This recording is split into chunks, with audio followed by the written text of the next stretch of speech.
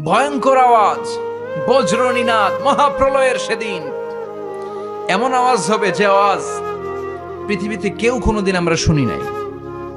পৃথিবীতে কে সবচেয়ে বড় আওয়াজের কি শুনেছেন বলেন? আপনার জীবনে ঘটে যাওয়া সবচেয়ে ভয়ঙ্করতম আওয়াজ শুনেছেন আপনি কবে বলেন তো? কেউ এক দুজন বলেন আমার। হ্যাঁ, ভয়ঙ্কর আওয়াজ রবিউল ভাই কবে শুনছেন? সিডরের সময়। হুজুরের সিডরের সময় ভয়ঙ্কর আওয়াজ শুনছে। সিডরের ভয়ঙ্কর আওয়াজ। হ্যাঁ, কিসের আওয়াজ? বজ্রপাত। বজ্রপাত, থান্ডার, ভয়ঙ্কর আওয়াজ হয়। বজ্রপাতকে আঞ্চলিক ভাষায় আপনারা কি বলেন? ঠেড়া। এই যে ঠেড়া, ঠেড়ার আওয়াজটা আসলেই ভয়ঙ্কর। আমি বছরের বেশিরভাগ সময় জুড়ে থাকি মালয়েশিয়াতে। মালয়েশিয়ার পাশের দেশ সিঙ্গাপুর। পৃথিবীতে যেই কয়েকটা দেশে সবচেয়ে বেশি বজ্রপাত রেকর্ড করা হয় এর মধ্যে একটা হচ্ছে সিঙ্গাপুর, আর একটা হচ্ছে ভুটান। এই দেশগুলোতে সবচেয়ে বেশি বজ্রপাত পড়ে। ভয়ঙ্করতম বজ্রপাতের আওয়াজ। আসলে এই বজ্রপাতের আওয়াজ খুব বিকট আওয়াজ। আপনি ঠিকই বলেছেন। আর আপনাদের জীবনে ঘটে যাওয়া সবচেয়ে ভয়ঙ্করতম আওয়াজ কে কোন দিন শুনেছেন বলেন? আদনান গাজী ভাই, আপনি কি শুনছেন জীবনে সবচেয়ে ভয়ঙ্কর আওয়াজ? গাড়ির চাকা যদি ব্রাস্ট হয়, তাফসির মাহফিলে যায় তো কমন পড়ে গেছে হুজুরের। তো রাতের বেলায় কিন্তু আমরা যারা ময়দানে কথা বলি, আমাদের এক জেলা থেকে আরেক জেলায় ঘুরতে হয়। ভবঘুরে জীবন আমাদের। কোরআনের বাণীকে পৌঁছে দেওয়ার দায়িত্ব আমরা নিয়েছি, বাণীবাহকের কাজ আমাদের। তো রাত্রিবেলা মাঝে মাঝে আমরা এরকম ট্রাকের টায়ার পাংচার হলে বিকট আওয়াজ হয়, রিক্সার টায়ার পাংচার হলে বিকট আওয়াজ হয়, মানুষ ভয় পেয়ে যায়। আসলেই অনেক বড় আওয়াজ। আর জীবনে কে কে আওয়াজ শুনেছেন? আওয়াজ হয় কিসে? জেনারেটর যদি ব্রাস্ট হয়, ট্রান্সমিটার যদি ব্রাস্ট হয়, আওয়াজ হয় না? আওয়াজ হয়। হ্যাঁ, হেলিকপ্টার, হ্যাঁ হেলিকপ্টার যখন ল্যান্ড করে তখনও ভয়ঙ্করতম আওয়াজ হয়। বিমান যখন টেক অফ করে, ল্যান্ড করে, ভয়ঙ্কর আওয়াজ হয়। এরপরে লোহার মধ্যে যদি হাতুড়ি দিয়ে পিটায় যখন তারা কাজ করে, ভয়ঙ্কর আওয়াজ হয়।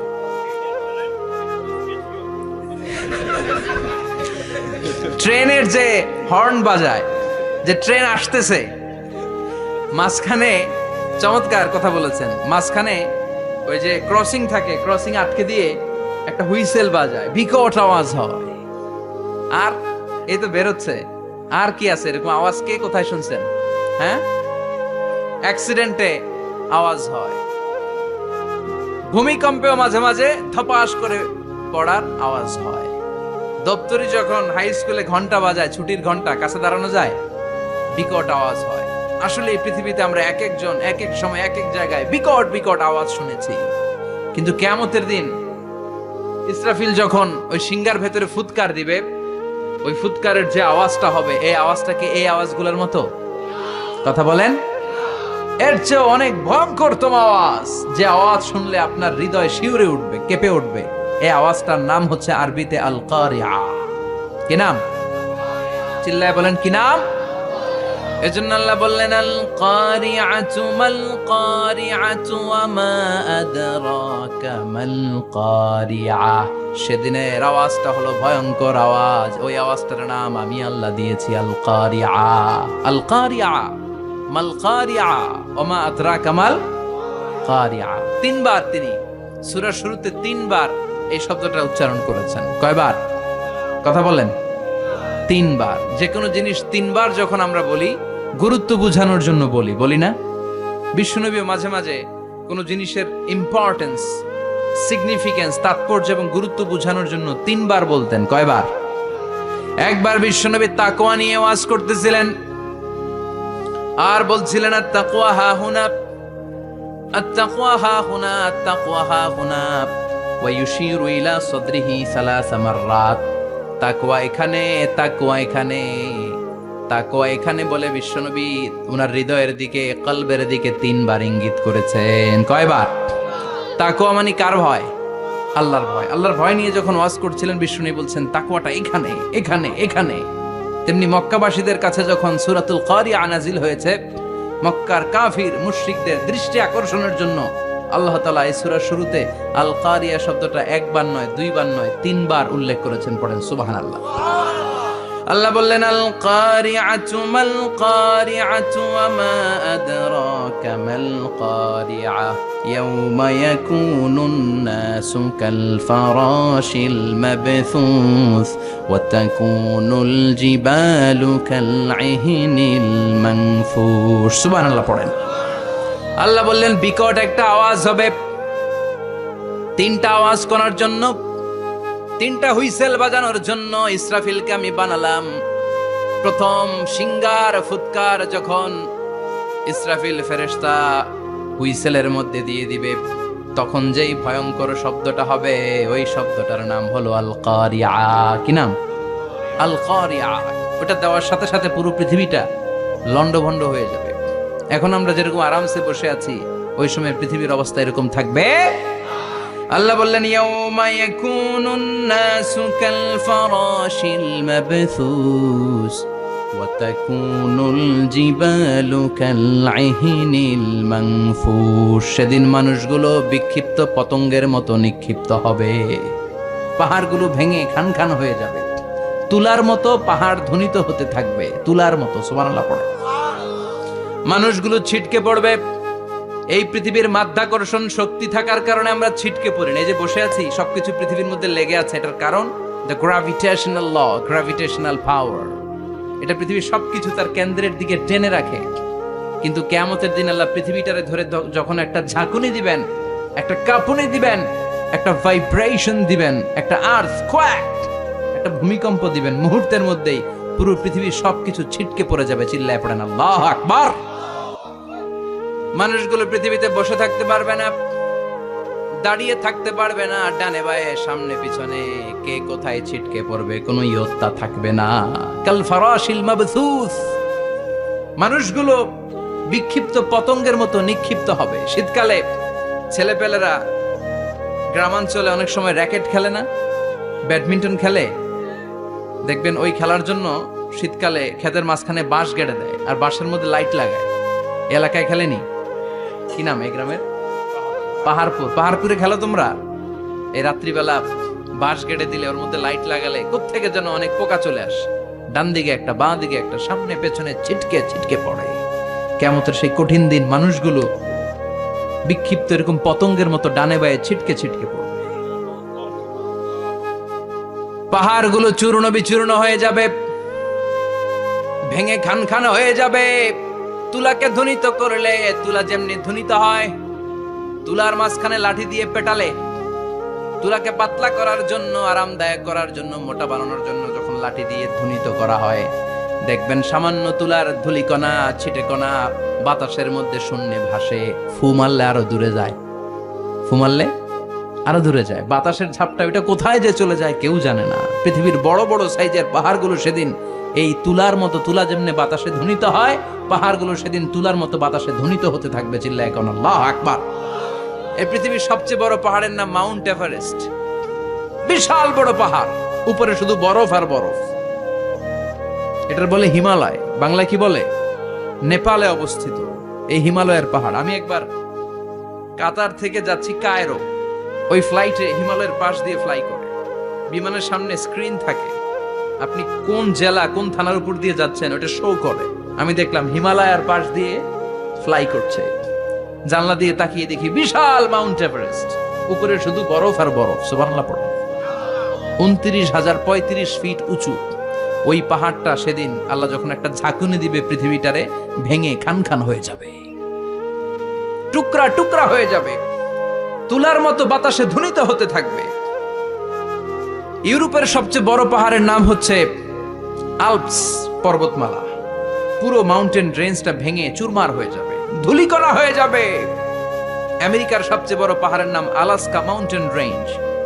অ্যাটলাস বা ম্যাপ নিয়ে যাদের পড়াশোনা আছে দেখবেন ইউনাইটেড স্টেটস অফ আমেরিকা, এখানে নর্থ আমেরিকার পাশে বড় করে লেখা আলাস্কা, পুরোটাই পাহাড়, আমেরিকার সবচেয়ে উঁচু পাহাড়। এই পাহাড়গুলো সেদিন ভেঙে টুকরা টুকরা হয়ে যাবে। বাংলাদেশের ময়মনসিংহে আছে আমাদের এদেশের সবচেয়ে বড় পাহাড়, গাঢ় পাহাড়। নাম শুনছেন? আল্লাহ জানে কি জানি হবে সেদিন আমাদের পাহাড়ের অবস্থা। তাজিংডং বিজয়, বান্দরবানে কেওক্রাডাং, চিম্বুকের চূড়ায় আমি উঠেছিলাম 2002 সালে। সেখানে পার্সোনাল প্রাইভেট কার নিয়ে যাওয়া যায় না, মাইক্রো নিয়েও যেতে পারবেন না। চাঁদের গাড়ি আছে একটা, ওইটা আলাদা এক্সট্রা 2-3টা ইঞ্জিন লাগানো, ওইটা দিয়ে টেনে টেনে আপনারা নেবে। উপরে সেনাবাহিনীর ক্যাম্প আছে, বাংলাদেশের 3য় বৃহত্তম পাহাড়। কিয়ামতের দিন আল্লাহ যখন একটা ঝাঁকুনি দিবে, পৃথিবীটারে যখন একটা নাড়া দিবে, আর ইসরাফিল যখন ফুৎকার দিবে, একটা পাহাড়ও টিকবে? চিল্লায় বলেন টিকবে? এজন্য আল্লাহ বললেন, ইযা জুলজিলাতিল আরদু জিলজালাহা ওয়া আখরাজাতিল আরদু আসকালাহা ইযা রুজ্জাতিল আরদু রাজ্জাও ওয়া বুসাতিল জিবালু বাসসা। সেদিন যখন আল্লাহ একটা ভূমিকম্প তৈরি করবে, পৃথিবীটাকে যখন নাড়িয়ে দিবে, কাঁপিয়ে দিবে, একটা পাহাড়ও টিকবে না, সবগুলো পাহাড় তুলার মতো ধুনিত হতে থাকবে। মানুষগুলো ছিন্ন বিচ্ছিন্ন হয়ে ডানে বায়ে ছিটকে পড়বে, চন্দ্র সূর্য আলো থাকবে না, মানুষের চোখগুলো ছানা বড়া হয়ে যাবে। ফাইদা বারিকাল বাসারু ওয়া খাসাফাল কামারু ওয়া জুমিআশ শামসু ওয়াল কামার ইয়াকুলুল ইনসানু আইনাল মাফার। চাঁদে আলো থাকবে না, সূর্যে আলো থাকবে না, প্রক্সিমা সেন্ট্রাইতে আলো থাকবে না, আলফা সেন্ট্রাই এ, আলফা সেন্ট্রাই বি, ইটা ক্যারিনা, ব্যাটেল জিউস, অ্যান্ড্রোমেডা, একটার ভেতরেও সেদিন আলো থাকবে না, সবগুলো অন্ধকার হয়ে যাবে। সাগরের পানির মধ্যে সেদিন দাউ দাউ করে আগুন জ্বলবে। সেই দিনটার নাম হচ্ছে আল কারিআ। মাল ওয়ামা আদরাকা মাল। মানুষগুলো পাগল হয়ে যাবে। কেউ থাকবে তখন টয়লেটে, ইমাজিন কেমন ভাবে আল্লাহ নকশা এঁকেছেন। কেউ থাকবে টয়লেটে, কেউ থাকবে ক্ষেত খামারে, কেউ থাকবে অফিস আদালতে, কেউ থাকবে রান্নাঘরে, কেউ থাকবে মৌজ মাস্তির ভেতরে। ঠিক তখনই কিয়ামত হয়ে যাবে, কেউ পার পাবে না, সবার মুখে একটা চিৎকার, আইনাল মাফার। পালাবো কোথায়? কিয়ামতটা শুধু পৃথিবীর একদিকে অনুষ্ঠিত হবে না, গোটা বিশ্বব্যাপী হবে, তাই না? নাকি বাংলাদেশে কিয়ামত শুরু হইলে সৌদিতে হবে না? হ্যাঁ, আমেরিকাতে হবে না, সুইজারল্যান্ড, ইন্দোনেশিয়া, অস্ট্রেলিয়া, গোটা বিশ্বব্যাপী একসাথে কিয়ামতের ভয়ঙ্কর দৃশ্যের অবতারণা ঘটবে। চিল্লা এখন ঠিক কিনা? মা তার ছেলেরে চিনবে না, দুধের বাচ্চাকে রেখে মা পালাবে। দুধের বাচ্চা, যে বাচ্চা দুধ খায়, ব্রেস্ট ফিডিং বেবি, এই বাচ্চারা রেখে মা কোনো দিকে যায়? ডানে বায়ে কোথাও সরতে চায় না, ব্যথানি পায়, কষ্টনি পায়। এই দুধের বাচ্চাটারে ধাক্কা মেরে মা দিবে দৌড়। তাহলে কি ভয়ঙ্কর ঘটনা সেদিন ঘটবে। 3 মাসের 4 মাসের পেটের ভেতরে অপরিপক্ক বাচ্চা, এখনো পরিপূর্ণ হয় নাই, হাত পা ভালোভাবে গজায় নাই, ছোট্ট একটা গোশতের টুকরা। হসপিটালে এরকম যতগুলো নারী থাকবে, কিয়ামতের ভীতিকর অবস্থা দেখে মুহূর্তের মধ্যে সব অপরিপক্ক বাচ্চাগুলো ডেলিভারি হয়ে যাবে। এক ধাক্কায় 3 মাসের বাচ্চাটার হাত পা গজায় নাই এখনো ঠিক মতো, এক ধাক্কায়, এক ভূকম্পনে, এক কাঁপুনির চোটে পেটের সব বাচ্চাগুলো খালাস হয়ে যাবে, ডাক্তার ছাড়া, ইনজেকশন ছাড়া। আল্লাহ বললেন সেদিনটার নাম হলো আল কারিআ। মাল ওয়ামা আদরাকা মাল। ইয়াউমা ইয়াকুনুন নাসু কাল ফারাশিল মাবথুস, মানুষগুলো নিক্ষিপ্ত হবে। ওয়া তাকুনুল জিবালু কাল আহিনিল মানফুশ, পাহাড়গুলো তুলার মতো ধুনিত হতে থাকবে।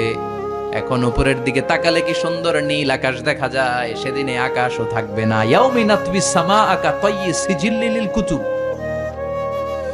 কাগজের পৃষ্ঠা যেমনি তোমরা ভাঙো, কাগজ যেমনি হাতের মুঠোয় নিয়ে তোমরা গুটিয়ে ফেলো, সেদিন এই বিশাল 7 আকাশটারও হাতের মুঠোয় নিয়ে গুটিয়ে ফেলবে কে? কাতায়্যি সিজিল্লিল লিল কুতুব। Can you imagine? আপনি কি কল্পনা করতে পারেন এই দৃশ্যপট যখন ঘটবে গোটা বিশ্বব্যাপী কি মেসাকার হবে? স্যাটেলাইট চ্যানেলগুলো ভেঙে দুমড়ে মুচড়ে পড়বে, পৃথিবীর যত বড় বড় টাওয়ারগুলো আছে ভেঙে আবাসিক এলাকার উপর পড়বে, পাহাড়গুলো ভেঙে খান খান সাগরের পানির ভেতরে দাউ দাউ করে আগুন জ্বলবে। বুর্জ আল খলিফা, পৃথিবীর সবচেয়ে উঁচু টাওয়ার, ওটার তো কিছু হবে না। ওই দিন কি হবে? ভেঙে যাইব, ভেঙে খান খান হয়ে যাবে, ভেঙে টুকরা টুকরা হয়ে যাবে। এবার আমি যখন হজে গিয়েছিলাম, জেদ্দা এয়ারপোর্টে নেমে মাক্কা যাচ্ছি প্রথমে উমরার জন্য, তখন বাঁ দিকে অনেক দূরে দেখতে পেলাম কিংডম টাওয়ার। এটার কাজ চলতেছে, আগামী বছর, এই বছর অথবা আগামী বছর এটার খুলে দিবে। এটা বুর্জ আল খলিফা থেকে আরো উঁচু। বুর্জ আল খলিফা 818 মিটার উঁচু, আর এই কিংডম টাওয়ার 1000 মিটার উঁচু, মানে 1 কিলোমিটার উঁচু। কিয়ামতের ওই ঝাঁকুনি আর ভূমিকম্পের সময় এগুলো টিকবে একটাও? আরো যে টাওয়ার গুলো আছে, সাংহাই টাওয়ার,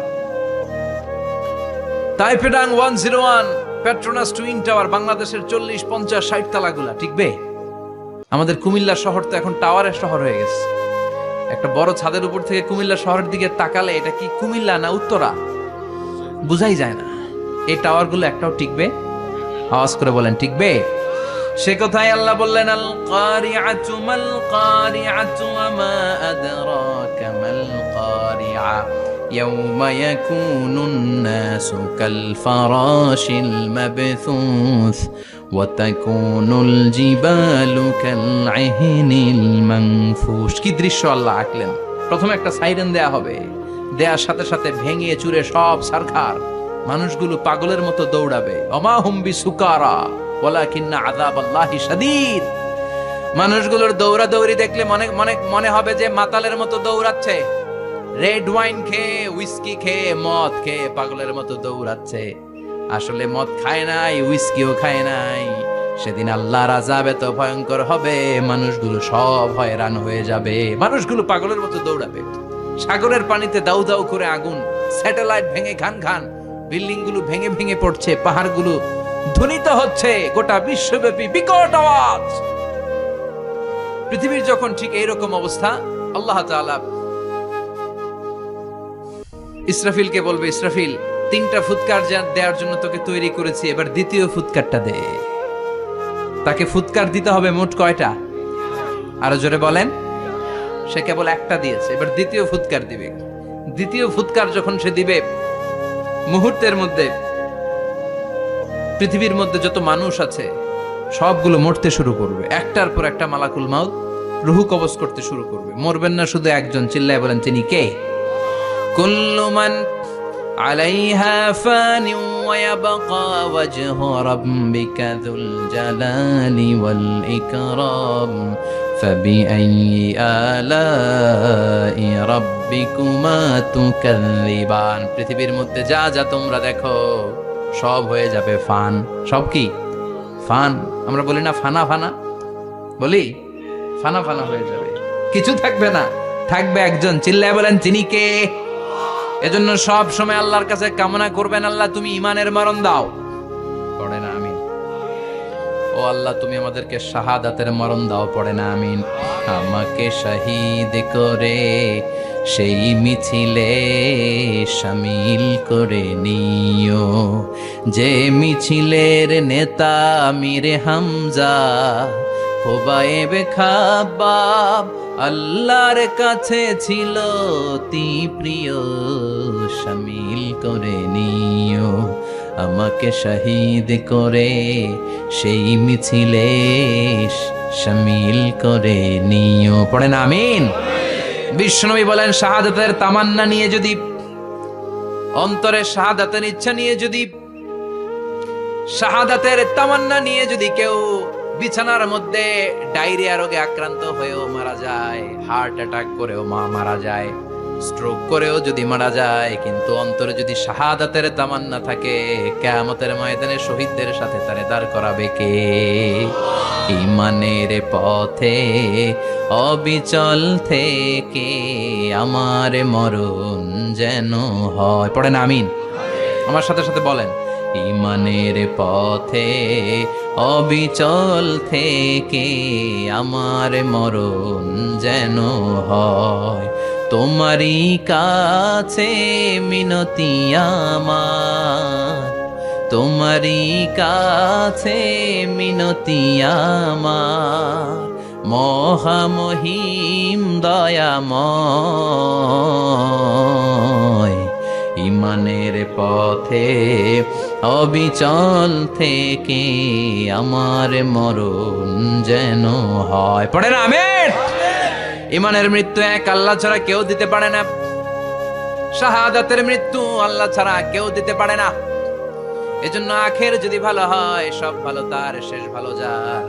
বিশ্বনবী দোয়া করতেন, আল্লাহুম্মা রযুকনা হুসনাল খাওয়াতিম, আল্লাহুম্মা রযুকনা হুসনাল খাওয়াতিম, প্রতিদিন সব সময় নামাজের পরে পড়বেন আল্লাহুম্মা রযুকনা হুসনাল খাওয়াতিম, আল্লাহুম্মা রযুকনা হুসনাল খাওয়াতিম। আল্লাহ আমাদের শেষটাকে ভালো করো, আমাদের শেষটাকে তুমি ঈমানের উপর করো। পড়েন আমিন। অনেক আল্লাহওয়ালা নামাজি শেষ জীবনে মুরতাদ হয়ে যায়, নাস্তিক হয়ে যায়, আছে না নাই? মুফাসসির ইসলামের নাম শুনছেন?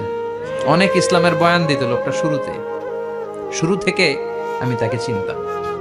অনেক ইসলামের বয়ান করতো, ইসলামের পক্ষে এসে অনলাইনে কথা বলতো, আস্তে আস্তে আস্তে আস্তে নাস্তিক হয়ে গেছে।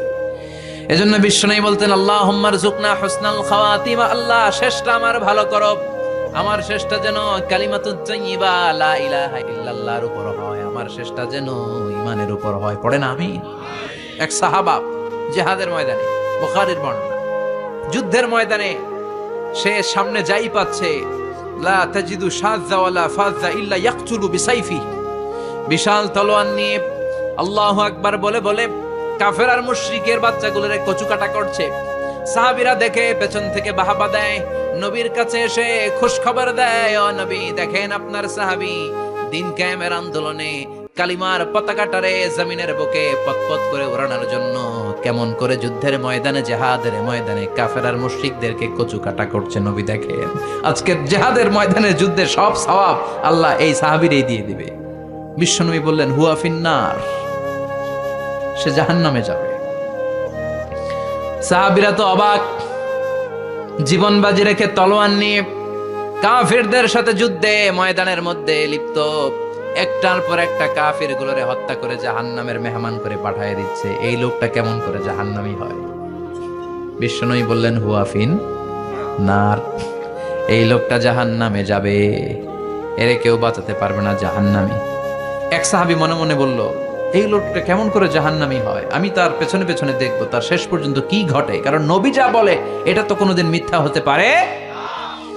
সাহাবী লুকিয়ে লুকিয়ে তার পিছু নিল, দেখলো যুদ্ধ করতে করতে জিহাদের ময়দানে শত্রুদের মাঝখানে ঘাটির ভেতরে সে মারতে মারতে চলে গিয়েছে, মারতে মারতে কাফেরদের মাঝখানে এমন জায়গায় চলে গিয়েছে চারদিক থেকে কাফেররা তাকে ঘেরাও দিয়ে ফেলেছে। এবার আর সে পারে না, দীর্ঘ সময় যুদ্ধ করতে করতে এবার ক্লান্ত শ্রান্ত, এবার নিজেও মারে আবার মাইরও খায়, মারে আবার মাইরও খায়। খেতে খেতে হঠাৎ এক কাফেরের তলোয়ারের আঘাতে তার ডান হাত নাই, এক কোপে ডান হাতটা জমিনে পড়ে গিয়েছে, ফিনকে দিয়ে রক্ত, ব্লিডিং হতে হতে, রক্তপাত হতে হতে সাহাবী নিস্তেজ, আর পারে না, আর সহ্য করতে পারে না। শাহাদাতের জন্য অল্প একটু দেরি, এই অল্প একটু দেরি সাহাবীর আর সহ্য হয় নাই।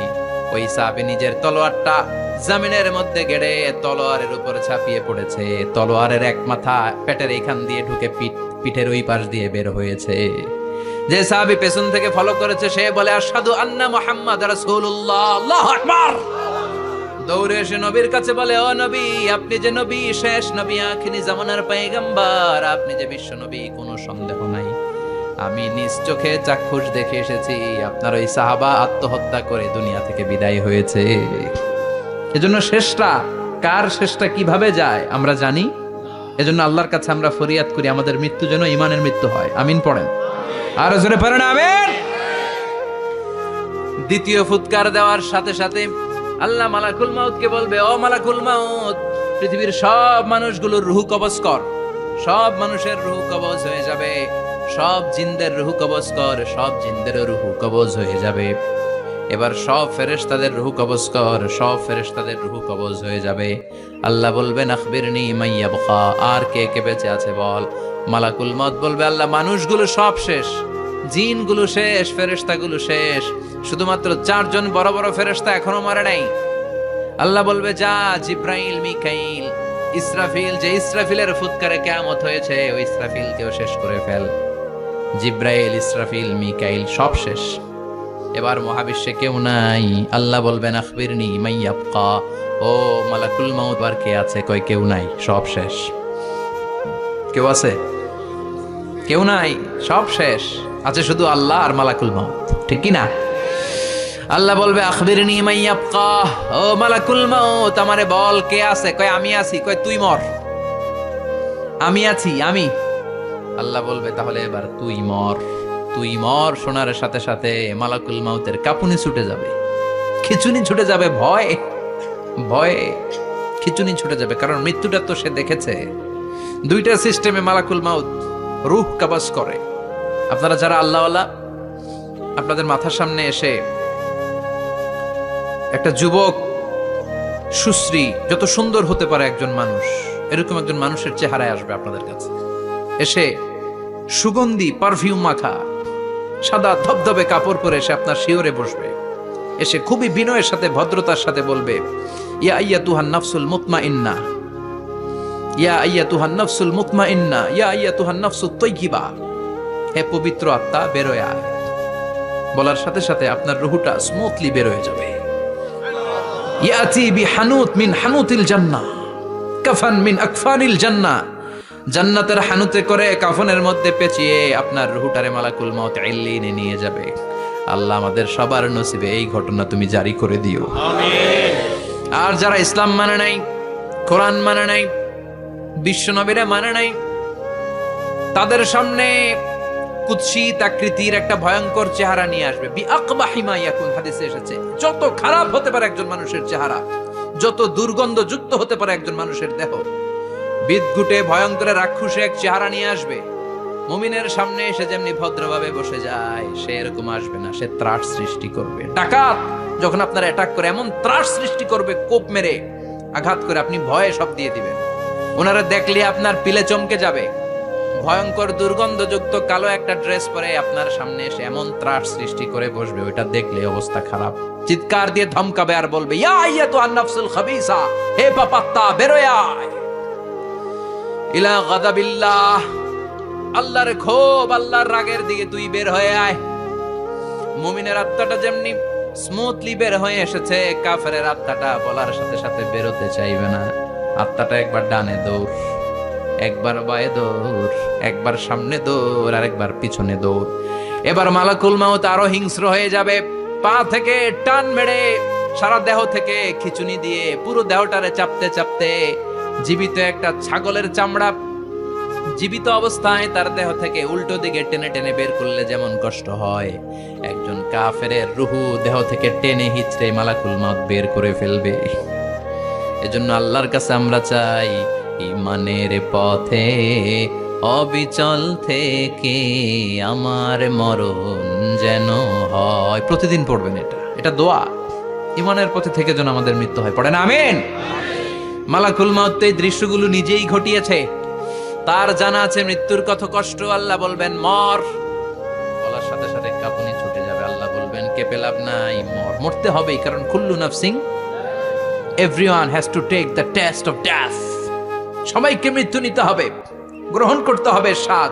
The most certain thing in our life is death, but the most uncertain thing in our life is the time of death. আমাদের জীবনের সবচাইতে সুনিশ্চিত বিষয় হচ্ছে যে আমরা মরব, এটা আমরা সবাই জানি না, কিন্তু সবচাইতে অনিশ্চিত বিষয় হচ্ছে যে আমরা কখন মরব, এটা আমরা কেউ জানি না।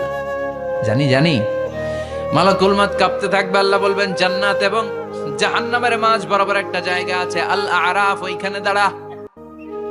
ওইখানে দাঁড়িয়ে মালাকুল মাউত বিকট একটা চিৎকার দিয়ে সারা পৃথিবীর মানুষগুলো, ফেরেশতাগুলো যেমনি দুনিয়া থেকে বিদায় হয়েছে, মালাকুল মাউত তখন বিদায় হয়ে যাবে। সেদিন বিকট একটা চিৎকার মেরে তিনি বিদায় হবেন। বিশ্বনবী বলেন, মালাকুল মাউতের মরণের সময় সেই চিৎকারটা ওই দিন এত ভয়ঙ্কর হবে, দুনিয়াতে যদি তখন মানুষ থাকতো, কিয়ামত ঘটানোর জন্য আলাদা করে ইসরাফিলের সিংগায় ফুৎকার দেওয়ার আর দরকার হতো না। মালাকুল মাউতের মরণের কষ্টের ওই চিৎকারের আওয়াজ শুনলে মানুষগুলো সব কানের পর্দা ফেটে জমিনের মধ্যে তখনই লাশ হয়ে পড়ে যেত। মালাকুল মাউত এখন আর নাই, ডানে বায়ে সামনে পেছনে কেউ নাই, একজন ছাড়া, তিনি কে? আল্লাহ তখন বলবেন, ইয়া আরদু আইনা নাহারুকে, পৃথিবী তোর নদীগুলো কই, বিল্ডিং গুলো কই, রাজা বাদশা গুলো কই, পৃথিবীর নাজ নেয়ামত কই, ভোগের দুনিয়া আজকে কোথায়, অহংকার দাপট আর ক্ষমতার বড়াই আজকে কোথায়? লিমানিল মুলকুল ইয়াউম, who belongs the kingdom today, আজকে ক্ষমতা কার? চিল্লায় বলেন তো, সেদিন ক্ষমতা হবে কার? লিমানিল মুলকুল ইয়াউমা লিল্লাহিল ওয়াহিদিল কাহ্হার, ক্ষমতা সেদিন কারো নয়, ক্ষমতার মালিক একজন, তিনি কে? সব ক্ষমতার মালিক আল্লাহ, কেউ নাই, সব মরে গেছে।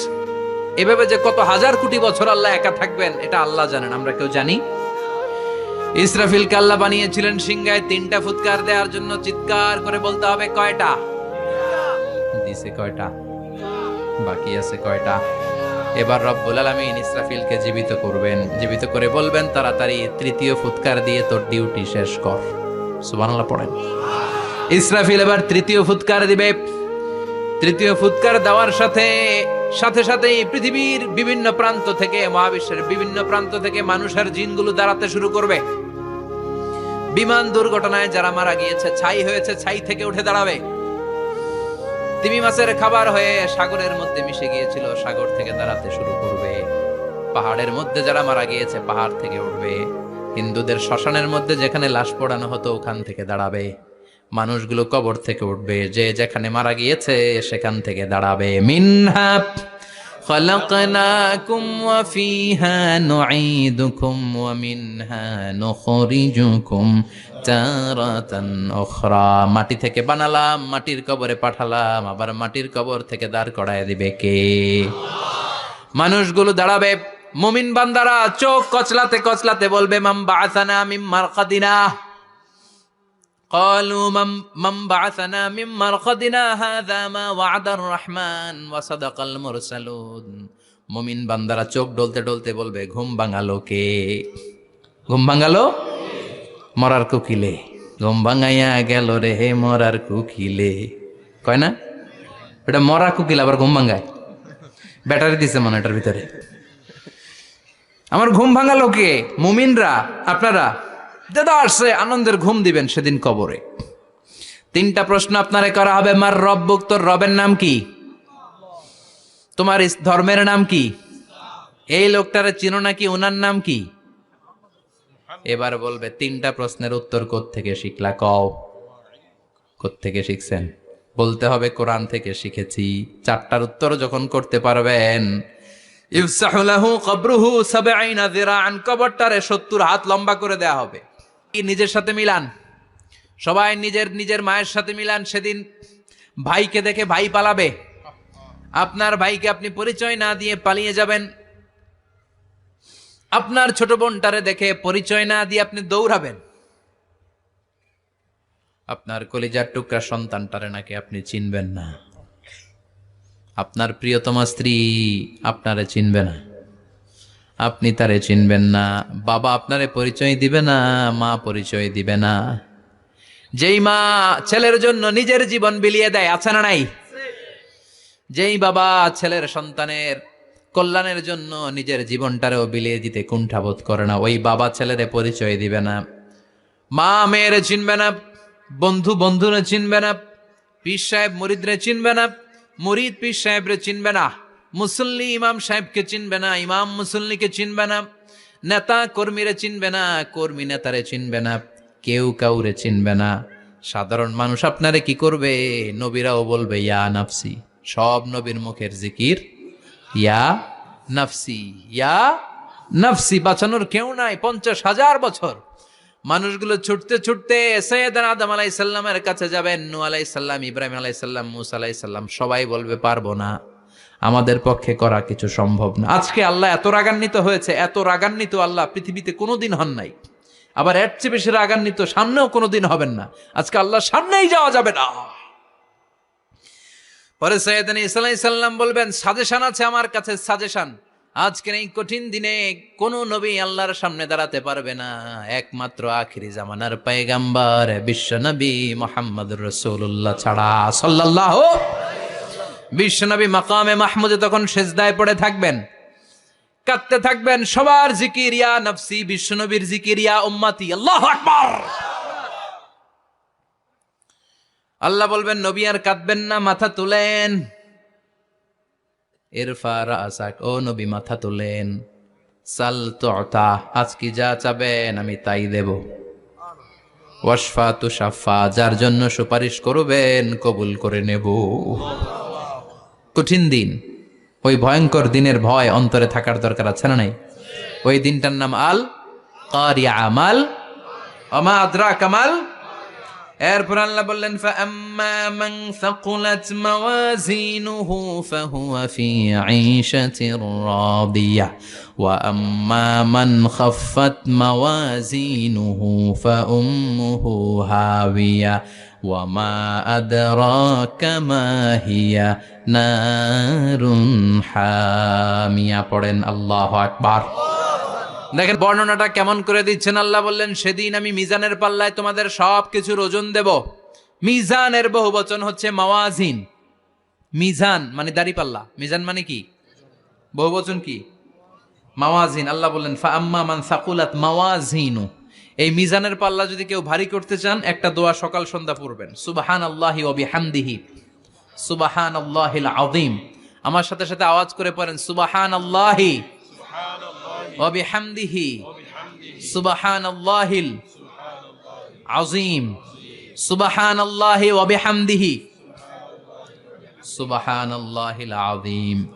বিশ্বনবী বলেন এই দুইটা বাক্য জিহ্বায় উচ্চারণ করতে পাতলা, আল্লাহর কাছে বড্ড প্রিয়, কিন্তু মিজানের পাল্লায় রেখে দিলে ওজন হয়ে যাবে বিশাল ওজন, আপনার ওজনের পাল্লা ভারী করে ফেলবে। সেদিন আল্লাহ মিজানের পাল্লায় জাররা জাররা হিসাব করবেন। মিজানের শাব্দিক সুন্দর অর্থ হচ্ছে নিক্তি পাল্লা। কি পাল্লা? কথা বলেন। ঘুমে ধরছে? শেষ করে দেই আর 2-1 মিনিট। তাও জিনা ওয়াজ শুনবেন তো না চলে যাবেন? সব জিনা। তো মিজানের পাল্লার শাব্দিক বাংলা অর্থ হচ্ছে, সুন্দর অর্থ হচ্ছে নিক্তি পাল্লা। দাড়ি পাল্লাতে আলু মাপে, ডাল মাপে, চাল মাপে, এগুলো মাপে। নিক্তি পাল্লাতে স্বর্ণ মাপে, ঠিক কিনা? দাড়ি পাল্লা দিয়ে স্বর্ণ মাপতে দেখছেন? নিক্তি পাল্লা দিয়ে মাপে। কারণ দাড়ি পাল্লায় খুব সূক্ষ্ম হিসাব করা যায় না। 2-4টা চাল ডাল বেশি কম এদিকে যাক ওদিকে যাক তেমন সমস্যা নাই, কিন্তু স্বর্ণ যদি কিছু বেশি কম যায়, আমও শেষ, সালাও ব্যবসা শেষ। ক্রেতা পাইয়ে গেলে উনি লাভবান, আমি পাইয়ে গেলে আমি লাভবান। এজন্য স্বর্ণ মাপতে হয় নিক্তি পাল্লা দিয়ে। নিক্তি পাল্লার এখন মিটার বের হয়েছে, ওটার মধ্যে একটা চুল ছিঁড়েও যদি আপনি 2-3টা চুল ফেলে দেন ওইটা ওজনে এসে যাবে, পয়েন্ট এত এত, এটার ওজন আছে। সুবহানাল্লাহ পড়েন। আল্লাহ এরকম নিক্তি পাল্লা সেদিন দাঁড় করাবে, যে নিক্তি পাল্লার ভেতরে আল্লাহ জাররা জাররা হিসাব করবে। ফামাইয়া আমাল মিসকালা জাররাতিন খাইরান ইয়ারা। জাররার উদাহরণ আমি এরকম দেই, শীতের দিন সকালবেলায় যাদের টিনের ঘর আছে, দেখবেন টিনের ঘরে উপরে ছিদ্র আছে, ওই ছিদ্র দিয়ে সূর্যের আলো ঘরে ঢুকে। ঘরে ঢুকলেই দেখবেন ঘরের কোথাও আলো নাই, কিন্তু এই টিনের ছিদ্র দিয়ে সূর্যের চিকন একটা আলো ঘরে ঢুকেছে। ওটা সামনে দেখলে, সামনে গেলে দেখবেন যে ওই আলোটার মধ্যে পাতলা পাতলা ধুলা বালি উঠতেছে, ঘরের কোথাও দেখা যায় না, কিন্তু ওইটার মধ্যে দেখা যায়। দেখা যায় না? ওইটারে আরবিতে বলে জাররা। ওই জাররা পরিমাণ পাপ করেছেন সেটাও দেখবেন, জাররা পরিমাণ ভালো করেছেন সেটারও প্রতিদান সেদিন দিবে কে? যাদের মিজানের পাল্লা ভারী হয়ে যাবে, ফাহুয়া ফি আইশাতির রাদিয়া, সে আরামে থাকবে, সুখে থাকবে। তাকে সামনের দিক থেকে এনে এই ডান হাতে আমলনামা দেয়া হবে। ফাআম্মা মান উতিয়া কিতাবাহু বিয়ামিনিহি ফাসাউফা ইউহাসাবু হিসাবান ইয়াসীরা। সেদিন যাদেরকে ডান হাতে আমলনামা দেয়া হবে তাদের আমলনামা সহজ হয়ে যাবে। আল্লাহ এই কঠিন বিপদের দিন, যেদিন আমার বাবা আমারে চিনবে না, আমার মা আমারে চিনবে না, সূর্য আমার মাথার উপর, তুমি ছাড়া আমার কেউ নাই, ওই কঠিন দিনে আমারে তুমি ডান হাতে আমলনামা দিও। চিল্লায় পড়েন আমিন। রোজ হাসরে হে আল্লাহ আমার করোনা বিচার, আল্লাহ করোনা বিচার। বিচার চান? প্রতিদিন দোয়াতে বলবেন আল্লাহ তুমি আমার বিচার করো না, বিচার ছাড়া তুমি আমারে মাফ করে দিও। বিচার করলে আমরা পার পাওয়ার কোনো সুযোগ নাই। বিষ্ণু বললেন মান নুকিশা উযিবা, বিচার যারা আল্লাহ করবেন সেদিন বাঁচার কোনো সুযোগ তার জন্য থাকবে না। শুধু দয়া করে মায়া করে মাফ করে দিলে তাকে আটকানোরও কেউ থাকবে। রোজ হাসরে হে আল্লাহ আমার, পড়েন করোনা বিচার, আল্লাহ করোনা বিচার, বিচার চাহি না তব দয়া চাহে হে গুনাহগার, আল্লাহ করোনা বিচার। পড়েন আমিন। ডান হাতে আমলনামা দেয়া হবে, যার মিজানের পাল্লা ভারী হবে। আর ফাআম্মা মান উতিয়া কিতাবাহু ওয়া আম্মা মান খাফফাত মাওয়াজিনুহু, আর যার মিজানের পাল্লা হালকা হয়ে যাবে, ফাউম্মুহু হাওিয়া, তার জন্য আছে ধ্বংস। ওয়া মা আদরাকা মা হিয়া নারুন হামিয়া, এটা কেমন ধরনের ধ্বংস জানো নাকি? নারুন হামিয়া, দ্য ব্লেজিং ফায়ার, জ্বলন্ত আগুন। তাদেরকে আর ডান হাতে আমলনামা না, তাদেরকে পেছন দিক থেকে এনে বা হাতে আমলনামা দেয়া হবে। আল্লাহ এটা থেকে তুমি আমাদেরকে বাঁচাও। ওয়া আম্মা মান উতিয়া কিতাবাহু ওয়ারা যাহরিহি ফাসাউফা ইয়াদউ সুবুরা, ওরা আমলনামা নিতে চাইবে না। যাদেরকে ডান হাতে আমলনামা দেয়া হবে, আনন্দে উৎফুল্ল হয়ে ওরা তাকবীর দিবে, লিল্লাহি তাকবীর। আর যাদেরকে বা হাতে দেয়া হবে, কয় লাগবে না, কি বলবে? লাগবে না, আমলনামার দরকার নাই। আল্লাহ বলেন লাগবে, আমলনামা নাও, নিজের আমলনামা নিজেই পড়ে নাম্বারিং করো। ইকরা, পড়ো। পড়া ছাড়া কোনো গতি নেই। কোরআনও শুরু করছে পড়ো, আর আখিরাতের আমলনামা শুরু করছে কি দিয়া? কি দিয়ে? ইকরা কিতাবাকা কাফা বিনাফসিকাল ইয়াউমা আলাইকা হাসিবা। আমলনামা পড়ো, নিজেই দেখো কি আমলনামা করেছো। আপনি যে আজকে তাফসীর মাহফিলে আছেন, এটা থাকবে না আপনার আমলনামায়? আজকের এশার সালাত যে জামাতে পড়লেন, আমলনামায় থাকবে না? ছোটবেলা থেকে শুরু করে আজ অবধি আপনি যেখানে যেটা যখন যেইভাবে করেছেন, একেবারে ছোট্ট ছোট্ট থেকে শুরু করে মাঝারি থেকে শুরু করে বড় বড় কাজগুলো সবগুলো আমলনামায় তুলে দিবে কে? আপনার তো আনন্দের শেষ নাই। আপনার আমলনামায় আছে খালি জামাতে নামাজ, মা বাবার খেদমাত, শিরক আর বেদাতের বিরুদ্ধে জিহাদ, হকের পক্ষে আপনার স্লোগান, ইসলামের পক্ষে আপনার আন্দোলন। আপনি ইসলামের জন্য জীবনটারে বিলিয়ে দেওয়ার জন্য রাজি ছিলেন। আপনি জ্বলে উঠেছিলেন আপন শক্তিতে। আপনার তো ভালো ভালো কাজগুলো দিয়ে আমলনামা ভরপুর। কিন্তু যাকে বা হাতে আমলনামা দেয়া হবে, সে পড়তে চাইবে না। কারণ খুললেই দেখে আকাম আর কুকাম, পৃষ্ঠা একটার পরে একটা উল্টায়, খালি আকাম কুকাম, দুর্নীতি, চোরা কারবারি, ফ্যান্সি ডিলের ব্যবসা, মা বাবারে অন্যায়ভাবে অত্যাচার, এলাকার মধ্যে ত্রাস সৃষ্টি, এরকম ডাকাইত আছে না নাই? পাপ দিয়ে যার জীবন সাজানো, ও কি আমলনামা পড়তে চাইবে? ও দেখবে যে ইসলামরে বিভিন্ন জায়গায় যে বাঁশ দিছে, ওগুলো আছে না নাই? ইসলামের বিরোধিতা করেছে, কোরআনের বিরোধিতা করেছে, হকের বিরোধিতা করেছে, শাহবাগের মঞ্চে উঠে ভাষণ দিয়েছে, এরকম আছে না নাই? যত যত জায়গায় ইসলামের বিরোধিতা সব পাবে সে তার আমলনামায়। সে তো পড়তে চাইবে না। সে বলবে মালি হাযাল কিতাবি লা ইউগাদিরু সাগীরাতান ওয়ালা কাবীরাতান ইল্লা আহসাহা। এটা কেমন আমলনামা? ছোট যা করেছি সেটাও আল্লাহ দিয়েছে, বড় যা করেছি সেটাও দিয়েছে, ঠিক কি না? সে দেখে অবাক, সে বলবে লাগবে না। আল্লাহ বলবে পর, সবাই সবার আমলনামা মিলায় নে, কোনোটা বাদ গেল কিনা। সুবহানাল্লাহ পড়েন। কি আহকামুল হাকিমিন আমরা পেয়েছি। Recheck, cross check and double check.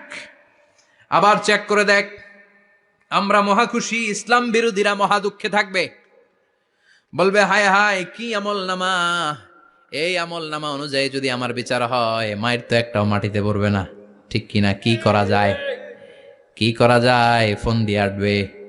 এবার মনে মনে খুঁজে পাবে, দুনিয়াতে তো মিথ্যে কথা কম বলি নাই, মিছা কথা কম কই নাই, দেখি আজকে একটা মিথ্যা কথা বলে পার পাওয়া যায় কিনা। সে বলবে আল্লাহ আমার কথা আছে।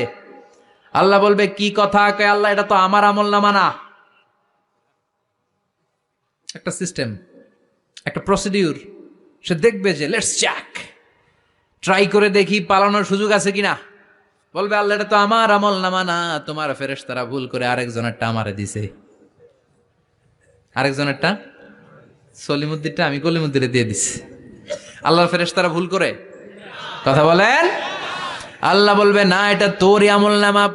সে বলবে না আল্লাহ, এই এত খারাপ কাজ তো আমি করি নাই, আমি তো এত খারাপ ছিলাম না, আমি ভালো মানুষ। আমার আমলনামা না, আরেকজনের আমলনামা আমাকে দেয়া হয়েছে। আল্লাহ বলে আমি যদি প্রমাণ করে দিতে পারি এটা তোরই আমলনামা, কি হবে? সে বলবে আল্লাহ প্রমাণ করে দিতে পারলে দেখা যাবে। আল্লাহ বলবে কেরামান কাতিবিন, আমার স্পেশাল দুইজন ফেরেশতা, তাদের কাছে তোমার এই আমলনামার একটা ব্যাকআপ ফাইল আমার আছে। সুবহানাল্লাহ কোন।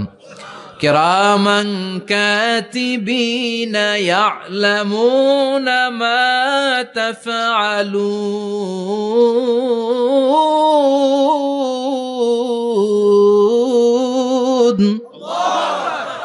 কিরামান কাতিবিন, সম্মানিত দুই ফেরেশতা, ইয়ালামুনা মা তাফআলুন, দুনিয়ার বুকে যেখানেই তুমি যা করেছো সব তারা জানে, লিখে রেখেছে। ওইখানকার ব্যাকআপ ফাইল থেকে আরেকটা আমলনামা এনে দুইটা আমলনামা দেয়া হবে, মিলিয়ে দেখ দুইটাই তোর কিনা। এবার মিলিয়ে দেখবে প্রতিটা শব্দে শব্দে, বাক্যে বাক্যে, অক্ষরে অক্ষরে মিলে যাবে। সুবহানাল্লাহ পড়েন। উনি তো আহকামুল হাকিমিন, উনি প্রমাণ করার সব বন্দোবস্ত করেই রেখেছেন। চিল্লা এখন ঠিক কিনা? তারপরও নাফরমান কুলাঙ্গার গদ্দার বলবে, আল্লাহ আমি করি নাই, দুইটাই আমার না, আমি এগুলো করি নাই। আপনার কেরামান কাতিবিন ভুল কইরা আমারে দিয়েছে, আমি কি করব, আমি তো ভালো মানুষ। আল্লাহ বলবেন, তোর মাথাটা উপরের দিকে কর, তোর গলার নিচে এইখানে আমি একটা লকেট দিয়েছি। সুবহানাল্লাহ পড়েন। এই লকেটের মধ্যে দুনিয়ায় তুই যা বলেছিস, যা করেছিস সব আমি লিপিবদ্ধ করে রেখেছি।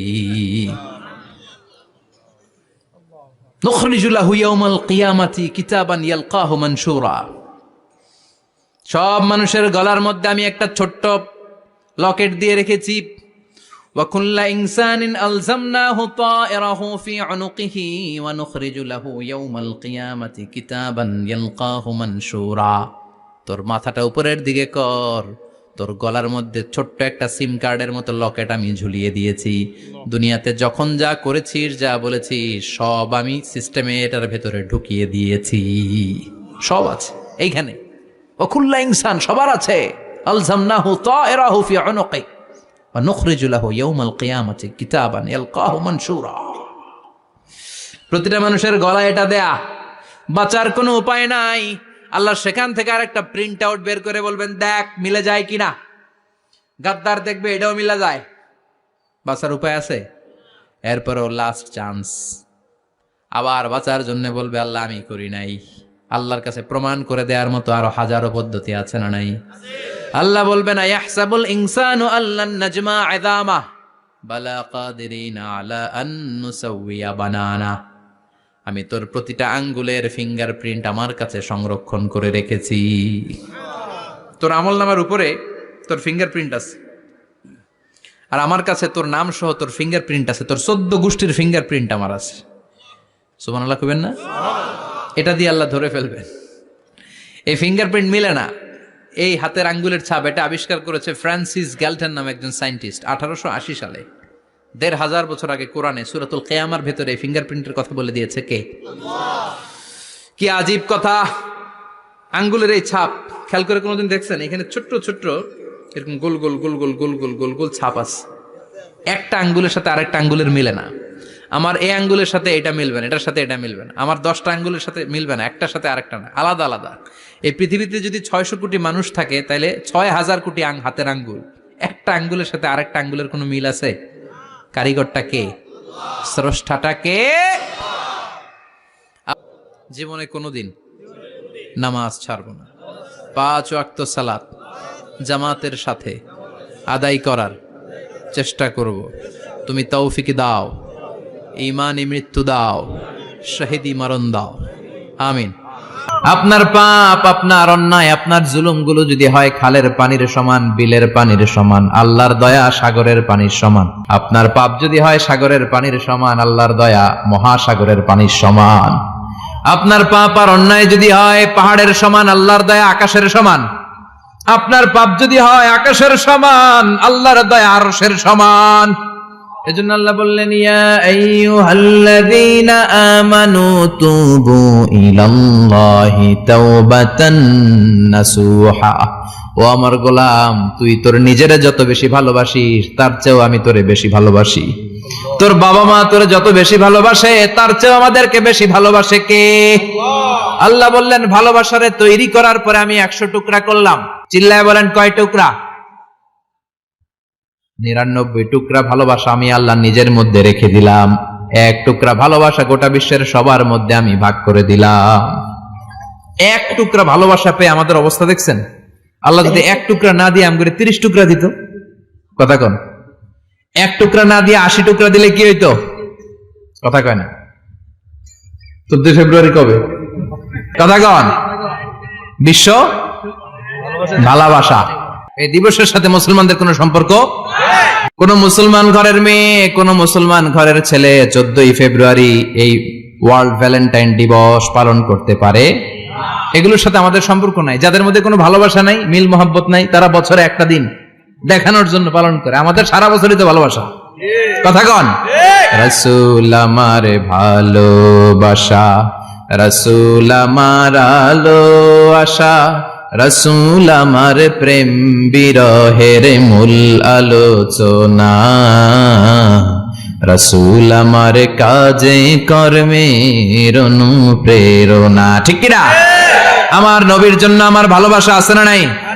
আমার রবের জন্য আমার ভালোবাসা আছে না নাই? আমার মা বাবার জন্য ভালোবাসা আছে না নাই? সবার জন্য সবার ভালোবাসা আছে না নাই? আমগো দিবস লাগবো কেন? আজকেও তো আমগো ভালোবাসা দিবস। কথা কন। প্রতি মুহূর্তে আমাদের ভালোবাসা, এজন্য আমাদের ডেট পালন করা লাগে না। আমরা সব সময় সবারই ভালোবাসি। চিল্লায় বলেন ঠিক কিনা? এজন্য আল্লাহ ডেকে বললেন, গোলাম আমি যে তোদের কত ভালোবাসি তোর ধারণা নাই।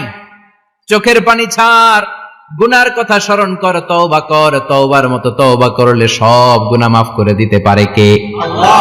বিশ্বনবী বলে আমার কোনো গুনাহ নাই, তারপরেও প্রতিদিন 70 বারেরও বেশি আমি তওবা করি।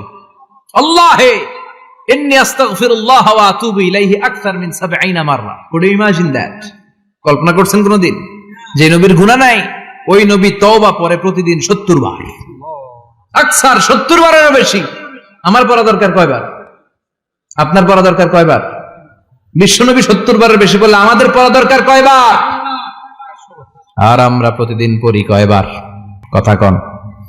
আমাদের ভুল হবে, ভুল হতে সমস্যা নাই, ভুল হওয়াই মানুষের স্বভাব, কিন্তু ভুল হওয়ার পরে ভুলের উপর অটল থাকা যাবে না। শয়তান আর মানুষের মধ্যে এই মৌলিক পার্থক্য। শয়তান ভুল করে ভুলের উপরই আছে, ঠিক কিনা? ক্ষমা চায় নাই, কিন্তু আমরা সকালে ভুল করলে দুপুরে মাপ চাই কার কাছে? মৃত্যুর আগ পর্যন্ত আমরা ক্ষমা চাইলে ক্ষমা করে দিবে কে? সব সময় 24/7 তওবার দরজা খোলা, দুইটা সময় ছাড়া। ভালো করে মনে রাখবেন, মুখস্থ ঠোঁটস্থ যেন থাকে।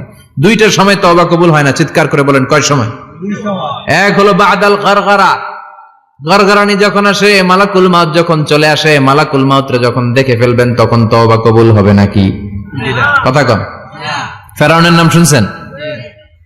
ওরা যখন আল্লাহ লোহিত সাগরে ডুবাইয়া পানি খাওয়াইতে লাগলো, পানি খাইতে খাইতে পেটটা হয়েছে এত বড়, আর পানি খাইতে পারেন। এরপর হাত তুলে কয় আনা মিনাল মুসলিমিন। কোরআনের আয়াত, আনা মিনাল, হাত তুলে কয় আমি মুসলমান। ফেরাউন নাই বলে মুসলমান, আমরা যাবো কই? কথা কও। ফেরাউন হাত তুলে কয় আনা মিনাল মুসলিমিন। আল্লাহ কয় টাইম ইজ আপ, দেরি করছস। অনেক সময় দিলাম, অনেক সুস্থ রেখেছি, ক্ষমতা দিয়েছি, দাপট দিয়েছি, তখন যদি ঘাটটা নত করে, মাথাটা নত করে একবার ক্ষমা চাইতি, ফেরাউন তোরেও ক্ষমা করে দিতাম। কিন্তু সময় শেষ হওয়ার পরে আমি মুসলমানদের অন্তর্ভুক্ত বললে কোনো লাভ হবে নাকি? আল্লাহ বলল সময় নাই, সময় শেষ। কারণ মুসা আলাইহিস সালামের চাচাতো ভাই অনেক দাওয়াত দিল, জাকাত দে। কারণকে জাকাত দিব না, এই সম্পদ আমি কামাইছি, আল্লাহ দেয় নাই। মুসা আলাইহিস সালাম বললেন তাহলে আযাবের অপেক্ষা কর। আযাব চলে আসলো। আল্লাহ বললেন মুসা সেফ জোনে যাও, সরো, এখনই আযাব। ফাখাসাফনা বিহি ওয়া বিদারিহিল আরদ, পুরো ফাইয়ুমের জমিনটার আল্লাহ কাঁপিয়ে দিলেন, আর কারুনকে সহ পুরো সম্পত্তি তার জামিনের ভিতরে দাবিয়ে দিলেন। হাঁটু পর্যন্ত কারুন দেবে যায়, ভাবছে উঠে যাবে। কোমর পর্যন্ত দেবে যায়, ভাবছে উঠে যাবে। গলা পর্যন্ত যখন দেবে যায়, আর সুযোগ নাই। কয় মুসা আমার সব সম্পত্তি তোরে আর তোর আল্লাহরে দিয়ে দিলাম, আমারে বাঁচা, আমারে সব সম্পত্তি তোর আর তোর আল্লাহর, আমারে খালি বাঁচা, চাচা আপন প্রাণ। আল্লাহ বলে সময় শেষ। তার মানে বাদাল গারগারা তওবা কিন্তু আর কবুল হয়? এই হলো একটা। নাম্বার 2, বাদা তুলুই শামস মিন মাগরিবিহা, প্রতিদিন সূর্য কোন দিক দিয়ে ওঠে? কথা কয় না? পূর্ব দিকে। কিয়ামতের আগ দিয়ে সূর্য আর পূর্ব দিকে উঠবে না, পশ্চিম দিক থেকে উঠবে। যেদিন প্রভাতে পশ্চিম দিক থেকে সূর্য উঠবে, ওই দিন থেকে তওবার দরজাটারে বন্ধ করে দিবে কে? আল্লাহ।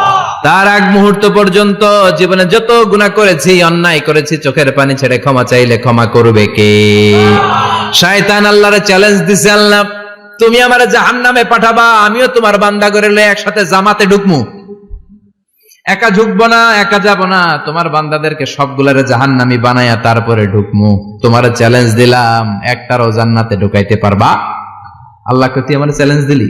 আমি তো সব রাজার বড় রাজা, মহারাজা, আমার চ্যালেঞ্জ দেশ, এত সাহস পাইলি কই? তুই আজীবন ওয়াসওয়াসা দিয়ে পাপ কাজ করাবি, একদিন তাফসীর মাহফিলে এসে আমার বান্দা ক্ষমা চাবে, আমি মাফ করে দেবো, তুই কি করবি? আজীবন অন্যায় করবে, আজীবন পাপ করবে, জুলুম করবে, একদিন চোখের পানি ছেড়ে আমার কাছে কান্নার মতো কান্না করলে আমি সব গুনাহ মাফ করে দেব। এজন্য আল্লাহ বললেন, ইয়া আইয়ুহাল্লাযীনা আমানু তুবু ইলাল্লাহি তাওবাতান নাসুহা। ভুল করেছো, তওবা করো, মাফ করবে কে? সাইয়েদনা আদম আলাইহিস সালাম ভুল করলেন, দুনিয়ায় এসে শত শত বছর কাঁদলেন, কিন্তু ক্ষমা হয় না। আল্লাহরে বললেন, আল্লাহ কি করলে ক্ষমা পাবো বলো? ফাতালাক্কা আদামু মির রাব্বিহি কালিমাতিন ফাতাবা আলাইহি। আল্লাহ বললেন, ও আদম, তোমারে কিছু কালেমা শিখাইয়া দেই, এই কালেমাগুলো দিয়ে আমার কাছে দোয়া করো, ক্ষমা করে দেব। আল্লাহ শিখাইয়া দিলেন, ও আদম, দুই হাত তুলে চোখের পানি ছেড়ে আমার কাছে পড়ো, রব্বানা, পড়েন, রব্বানা যালামনা আনফুসানা ওয়া ইল্লাম তাগফির লানা ওয়া তারহামনা লানাকুনান্না মিনাল খাসিরিন। এটা শিখাই দিয়েছিল আল্লাহ। আল্লাহ, আমি জুলুম করেছি, অন্যায় করেছি, ভুল করেছি, পাপ করেছি, তুমি যদি ক্ষমা না করো, ক্ষমা করার কেউ নাই, ঠিক কি না? আমরাও পাপ করলে এই দোয়াটা পড়ার দরকার আছে না নাই? 5টা শর্ত সাপেক্ষে আমাদের তওবা কবুল করবে কে? তওবা কবুল হওয়ার কিছু শর্ত আছে, 5টা। কয়টা? চিৎকার মেরে বলতে হবে, তওবা কবুল হওয়ার শর্ত কয়টা? 1 নম্বরে হচ্ছে আল ইকরা, acknowledgement. You have to give the acknowledgement that you are the greatest sinner on earth. আপনাকে ঘোষণা দিতে হবে যে আপনি পৃথিবীর সবচেয়ে বড় পাপী। 1 নম্বর শর্ত, আপনি বলেন যে আল্লাহ, আমার চেয়ে বড় পাপী নাই, আকাশের নিচে জমিনের উপরে আমি সবচেয়ে বড় পাপী, এমন কোন পাপ নাই যেটা আমি করি নাই, ঠিক কিনা? 1 নম্বরে পাপের ঘোষণা দেন। 2 নম্বরে আন-নাদাম, নাদাম মানে repentance, you have to be repentant for what you have done. আপনাকে অনুতপ্ত হতে হবে, চোখের পানি ছাড়তে হবে, আল্লাহ আমি লজ্জিত, আল্লাহ আমি নাদান, আমি পিশাচ, আমারে মাফ করে দাও। তার মানে স্বীকার গেলেন কি অন্যায় করেছেন। 2 নম্বরে আপনি অনুতপ্ত হলেন। 3 নম্বরে স্টপ, যেই পাপ করতেছিলেন ওটা থামান, stop what you have done, যেটা করতেছিলেন আগে থামান। আপনি সুদ খাইছেন, অনুশোচনা আসলো, মাফও চাইতেছেন, আবার সুদও খাইতেছেন, হবে? আপনি ঘুষ খেয়েছেন, তওবা শুরু করলেন, আবার ঘুষও খেয়ে যাচ্ছেন, হবে? থামেন, স্টপ। 3টা গেল। 4 number, to hate what you have done, ঘৃণা করতে হবে, যে পাপটা করেছেন মন থেকে ওই পাপটাকে ঘৃণা করতে হবে। 5 নাম্বার শর্ত হচ্ছে to determine that you never repeat this sin again in your life. আল্লাহর ওয়াদা দেন, কমিটমেন্ট দেন যে আল্লাহ, আমার জীবনে পারতপক্ষে এই পাপ জীবনেও করব না। চিৎকার করে বলেন ঠিক কিনা? তার মানে আপনি স্বীকার যান, তারপরে আপনি অনুতপ্ত হবেন, যে পাপ করেছেন থামিয়ে দিবেন, পাপটারে মন থেকে ঘৃণা করবেন, আর আল্লাহরে ওয়াদা দিবেন, আল্লাহ আর করব না। এই 5টা শর্তের আলোকে তওবা করলে জীবনের সব গুনাহ মাফ করে দিবে কে? এজন্য আল্লাহ বললেন, ইয়া আইয়ুহাল্লাযীনা আমানু তুবু ইলাল্লাহি তাওবাতান নাসুহা। তওবার মতো তওবা করো, সব গুনাহ মাফ করতে পারে কে? তওবা করবেন তো? রাজি আছেন? কবে করবেন? এই মুহূর্তে তওবা করলাম, এই মুহূর্তে আল্লাহর কাছে ক্ষমা চাই, আল্লাহ জীবনের সব গুনাহ মাফ করে দাও। আমাদের দেশে তওবা করার জন্য হুজুর লাগে, কথা কন? পিসা হুজুর, বড় হুজুর, ছোট হুজুর, হাফেজ সাহেব লাগে না? হাফেজ সাহেব, ইমাম সাহেব, এদের ছাড়া নাকি তওবা হয় না। না, এটা ভুয়া কথা। আপনি অনুতপ্ত হন, আপনি চোখের পানি ছাড়েন, আপনি আপনার রবরে বলেন, ক্ষমা করে দিবে কে? ইমাম সাহেব আসতে হবে, শর্ত না। পীর সাহেব হুজুর এসে হুজুরের হাতে হাত রেখে তওবা পড়তে হবে, শর্ত না। আপনার রবরে ডেকে চোখের পানি ছেড়ে ক্ষমা চান, ক্ষমা করবে কে? আর প্রতিদিন শতবার পড়তে থাকবেন আস্তাগফিরুল্লাহ। আওয়াজ করে সবাই পড়েন আস্তাগফিরুল্লাহ, আর জোরে পড়েন আস্তাগফিরুল্লাহ। বিশ্বনবী বলেন, মান লাজিমাল ইস্তিগফার জাআলাল্লাহু লাহু মিন কুল্লি দিকিন মাখরাজা। সব সময় ইস্তিগফারের সাথে যে লেগে থাকবে, রব্বুল আলামিন তারে 5টা জিনিস দিবে। কয়টা? কথা কন, আরো জোরে সবাই বলেন, কয়টা?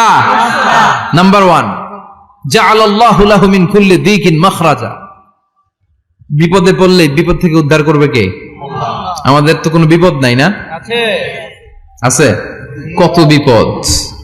হ্যাঁ, রাস্তাঘাটে দুর্ঘটনা হতে পারে, যে কোনো সময় ভূমিকম্পে পড়তে পারি, বজ্রপাত পড়তে পারে না, ঠেড়া বইরা মানুষ নাই, আছে না নাই? এই বিপদ আপদ থেকে আপনারা রক্ষা করবে কে? যদি আপনি ইস্তেগফারের সাথে আঠার মতো লেগে থাকেন। কিসের সাথে? কথা বলেন। ইস্তেগফারের সাথে লেগে থাকতে পারলে 1 নাম্বার হচ্ছে বিপদে পড়লে আপনারে মুক্ত করে দিবে কে? 2 নাম্বার ওয়ামিন কুল্লি হাম্মিন ফারাজা, যে কোনো ধরনের টেনশন, হাইপার টেনশন থেকে বাঁচায় দিবে কে? আমাদের তো টেনশন মেনশন নাই না? আছে। লাইফ নিয়ে টেনশন, বাঁচার টেনশন, মরার টেনশন, ক্যারিয়ারের টেনশন, রাস্তাঘাটে যানজট এটার টেনশন, পুলিশের দৌড়ানি, র্যাবের দৌড়ানি, বাড়ির ভাড়া, গ্যাস বিল, বিদ্যুৎ বিল, ছেলে মেয়েদের লেখাপড়া, কত টেনশন। এই সব টেনশন থেকে আপনারে মুক্ত করে দিবে কে? 3 নম্বরে ওয়ারযুকহু মিন হাইসু লা ইয়াহতাসিব, এমন জায়গা থেকে আল্লাহ আপনার রিজিকের ব্যবস্থা করবে আপনি কল্পনাই করতে পারবেন না। সুবহানাল্লাহ পড়ে। 4 নম্বরে সবসময় ইস্তেগফার যদি পড়া হয় আল্লাহর কোনো আযাব ওই বান্দার উপরে আসে না। ওমা কানাল্লাহু মুআযযিবাহুম ওয়া হুম ইস্তাগফিরুন।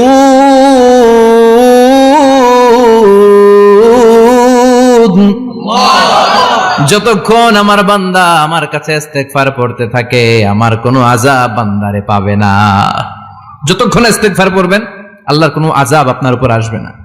4টা গেল। 5 নাম্বার, বারবার ইস্তেগফার পড়লে রফিক ভাই আল্লাহ আপনারে মুস্তাজাবুদ দাওয়া বানিয়ে দিবে। দোয়া করা মাত্র কবুল করে নেবে কে? আল্লাহ। মুস্তাজাবুদ দাওয়া বুঝেন তো? মানে যিনি হাত তুলতে দেরি কবুল হতে দেরি হয় না। বারবার বারবার ইস্তেগফার পড়ে দেখেন যে আপনার দোয়া কেমনে কবুল হয়। ইমাম আহমদ ইবনে হাম্বলের নাম শুনেছেন? হাম্বলি মাযহাবের প্রতিষ্ঠাতা। হানাফি, শাফিঈ, মালিকি, 4 নাম্বারটা আপনারা বলেন। হাম্বলি। এই হাম্বলি মাযহাবের ইমামের নাম আহমদ ইবনে হাম্বল। জগৎ বিখ্যাত মুহাদ্দিস। একক স্বতন্ত্র হাদিসের কিতাব হিসেবে পৃথিবীতে সবচেয়ে বড় যে হাদিসের কিতাব ওইটার নাম মুসনাদ আহমদ ইবনে হাম্বল। 40,000 হাদিসের কালেকশন আছে এটাতে। এই ইমাম আহমদ ইবনে হাম্বল ওনার শেষ জীবনটা হাদিস পড়ানো, হাদিস কালেকশনের জন্য ব্যয় করেছেন। শহরের পর শহর, দেশ থেকে দেশ, দেশান্তরে ঘুরতেন একটা হাদিসের জন্য। উনি সফরে বেরিয়েছেন হাদিস কালেকশনের জন্য। প্রচন্ড শীতের রাত, উনি মাগরিবের নামাজ, এশারের নামাজ পড়ে একটা মসজিদে শুয়ে পড়লেন আর শুয়ে শুয়ে হাদিস পড়তেছেন। কি পড়তেছেন?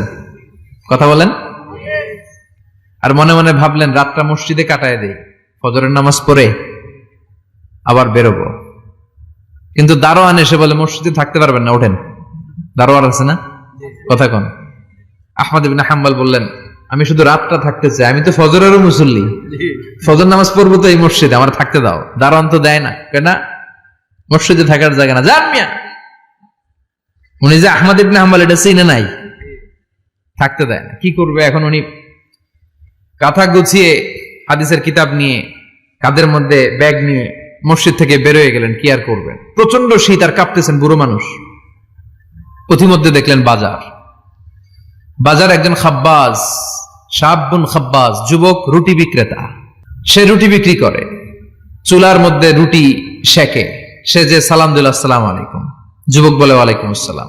আহমদ ইবনে হাম্বল বলে যুবক আমার যাওয়ার জায়গা নেই, সফরে বেরিয়েছি, খুব শীতে কষ্ট পাচ্ছি, রাতে যদি তোমার এই চুলা থেকে একটু আগুন পোহাই কোনো সমস্যা? যুবক বলে না না সমস্যা না, আহলান ওয়া সাহলান, খোশ আমদেদ, আসেন আসেন, আপনি আগুন পোহাইলে আমার সমস্যা কি? সুবহানাল্লাহ পড়েন। আল্লাহ শুকরিয়া করে উনি বসলেন আর আগুন পোহাচ্ছেন। আর খেয়াল করলেন যুবক রুটি বানায় আর পরে আস্তাগফিরুল্লাহ, রুটির দলা বানায় পরে আস্তাগফিরুল্লাহ, খামির বানায় আর পরে আস্তাগফিরুল্লাহ, রুটি নিয়ে উনুনের ভিতরে চুলার ভিতরে সেকা দেয় আর পরে আস্তাগফিরুল্লাহ। দোকানদারের কাছে কেউ আসলেই সে রুটি দেয় আর পরে আস্তাগফিরুল্লাহ।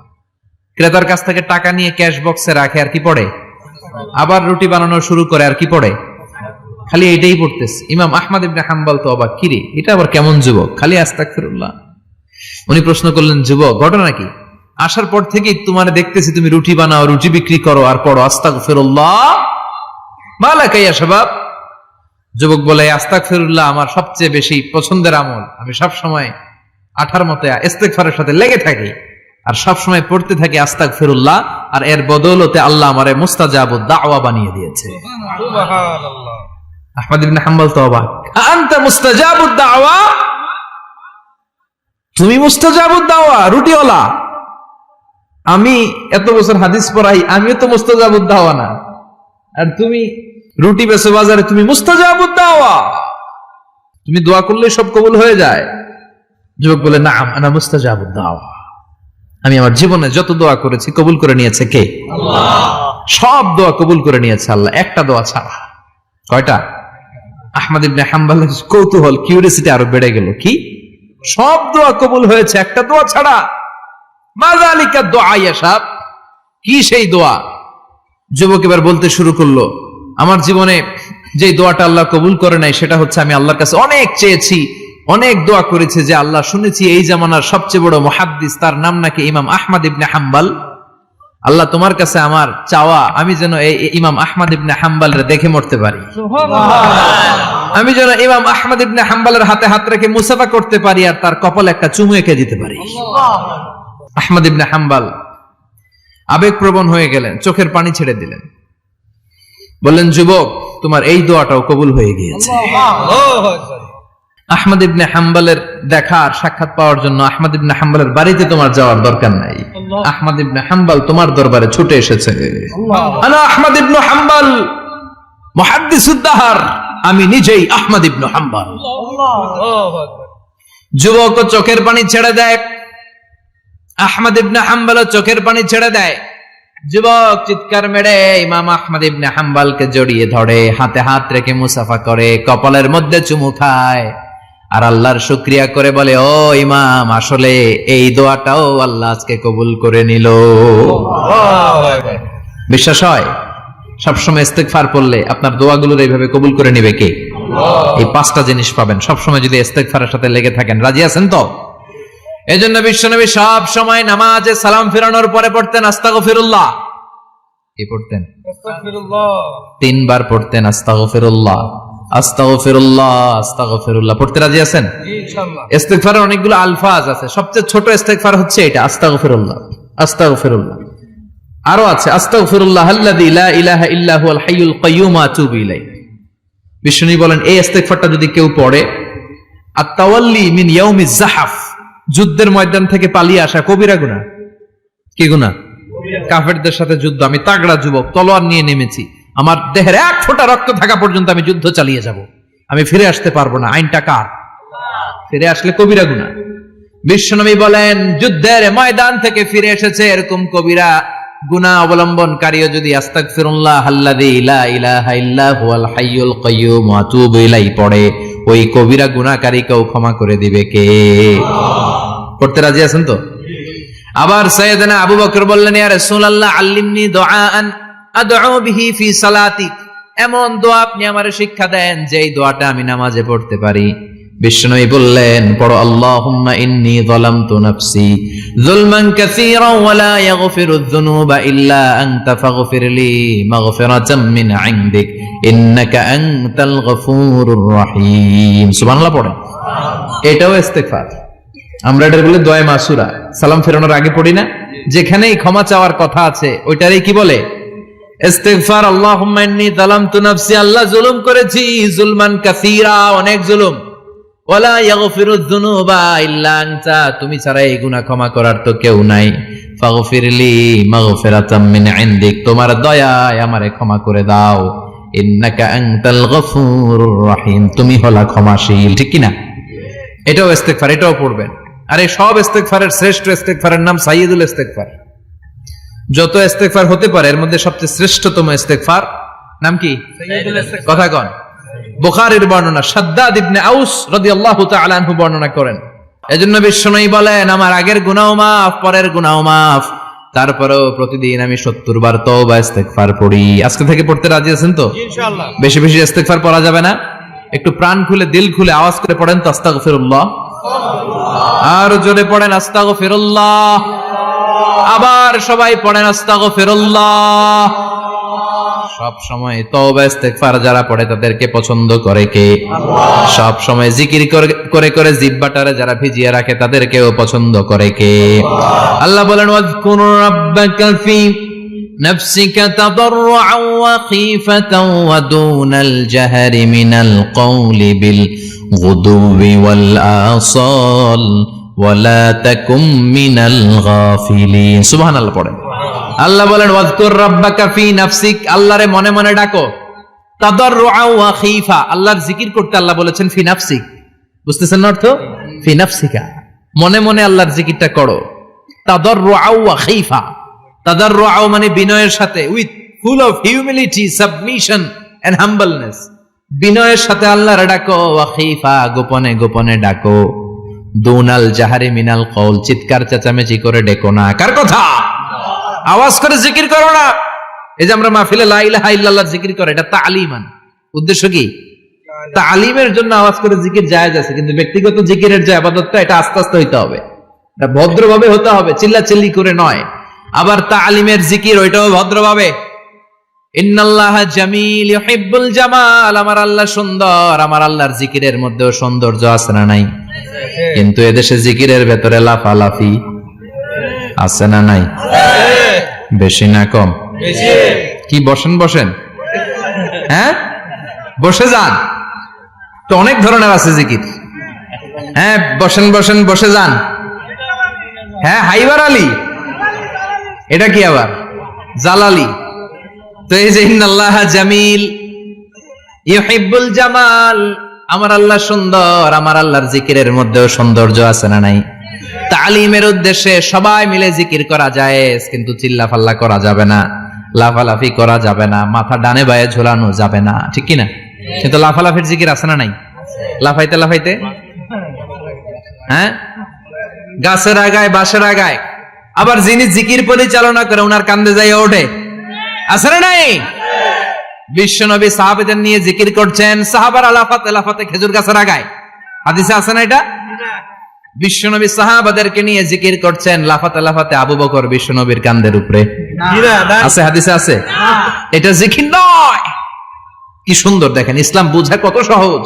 ওয়াজকুর রাব্বাকা ফি নাফসিকা তাদাররুআন ওয়া খীফা, গোপনে জিকির করো, ভদ্রতার সাথে বিনয়ের সাথে জিকির করো। ওয়ালা তাকুম মিনাল গাফিলিন, দুনাল জাহারি মিনাল কওল, চিৎকার চেঁচামেচি করে জিকির করো না। যারা চিকফাল দিয়ে হই হই হই হই করে, আছে না? হই হই হই হই হই হইয়ের ভিতরে আল্লাহর নাম আছে। হ্যাঁ এই যে হুই হাই হুই হাই, এই স্টাইলের যে জিকির, এটার ভিতরে আমার আল্লাহর নাম আছে? আল্লাহর নাম যদি না থাকে ওইটা জিকির হবে? কথা বলেন। বিষ্ণু বললেন খবরদার, চিৎকার চেঁচামেচি করে লাফালাফি করে যারা জিকির করে, এরা মনে করে আল্লাহ কানে শুনে না। কথা বলেন। আপনি গোপনেও আল্লাহর ডাকলে আপনার ডাকে সাড়া দিবে কে? এজন্য রাব্বুল আলামিন বলেন ফাযকুরুনি আযকুরকুম ওয়াশকুরুলি ওয়ালা তাকফুরুন। বান্দা আমার জিকির তোমরা করো, আমিও তোমাদের জিকির করব, ঠিক কি না? আমরা যদি আল্লাহর জিকির করি, আমাদের জিকির করে কে? সুবহানাল্লাহ কইবেন না? আমরা আল্লাহর জিকির করে, আল্লাহ নাকি আমাদের জিকির করে? জানো তো কথা এটা। আবার হাদিসে কুদসিতে আল্লাহ বললেন ফাইন যাকারানি ফি নাফসি যাকারতুহু ফি নাফসি, আমার বান্দা যদি একা একা আমার জিকির করে, আমি আমার বান্দার একা একা স্মরণ করি। ওয়া ইন যাকারানি ফি মালাইন যাকারতুহু ফি মালাইন খায়রিম মিনহু, এরকম মহা সম্মেলন করে যদি কেউ আমি আল্লাহর জিকির করে, আমি এর চেয়েও বড় মহা সম্মেলন ফেরেশতাদেরকে নিয়ে করে আমার বান্দারে স্মরণ করি। ওয়া ইন তাকাররাবা ইলাইয়া শিবরান তাকাররাবতু ইলাইহি যিরাআন, আমার বান্দা যদি আমার দিকে এক বিঘত আসতে চায়, আমি আমার বান্দার দিকে এক হাত এগিয়ে যাই। আমার বান্দা যদি আমার দিকে এক হাত আসতে চায়, আমি আমার বান্দার দিকে দুই হাত যাই। ওয়া ইন আতানি ইয়ামশি আতাইতুহু হারওয়ালা, আমার বান্দা যদি আমার দিকে হেঁটে হেঁটে আসতে চায়, আমি আমার বান্দার দিকে দৌড়ে দৌড়ে যাই। সুবহানাল্লাহ পড়েন। এজন্য বিশ্বনবী বলেন লা ইয়াজালু লিসানুকা রাতবাম মিন যিকরিল্লাহ, আল্লাহর জিকির দিয়ে জিহ্বাটারে ভিজিয়ে রাখবা। কার কথা? চিল্লায় বলেন কার কথা? সবসময় আল্লাহর জিকির করতে রাজি আছেন তো? সবচেয়ে শ্রেষ্ঠ জিকির বিশ্বনবী বললেন আফদালু যিকরি লা ইলাহা লা ইলাহা লা ইলাহা ইল্লাল্লাহু মুহাম্মাদুর রাসূলুল্লাহ সাল্লাল্লাহু। সবচাইতে শ্রেষ্ঠ জিকির লা ইলাহা, এর চেয়ে শ্রেষ্ঠ জিকির আছে? কথা বলেন। বিশ্বনবী বললেন, মান ক্বালা লা ইলাহা ইল্লাল্লাহ সিদকান মিন কলবিহি, একনিষ্ঠতার সাথে অন্তর থেকে কেউ যদি জীবনে একবার বলে লা ইলাহা ইল্লাল্লাহ, দাখালাল জান্নাহ, তার যদি পাপ থাকে, অন্যায় থাকে, ওই পাপ আর অন্যায়ের শাস্তিগুলার পরে কোনো না কোনো দিন আমার ওই বান্দা জান্নাতে ঢুকবে। একবার যদি খালিসান মিন কলবিহি সে পড়ে লা ইলাহা ইল্লাল্লাহ, তার জন্য জান্নাতকে অবধারিত করে দিয়েছে কে?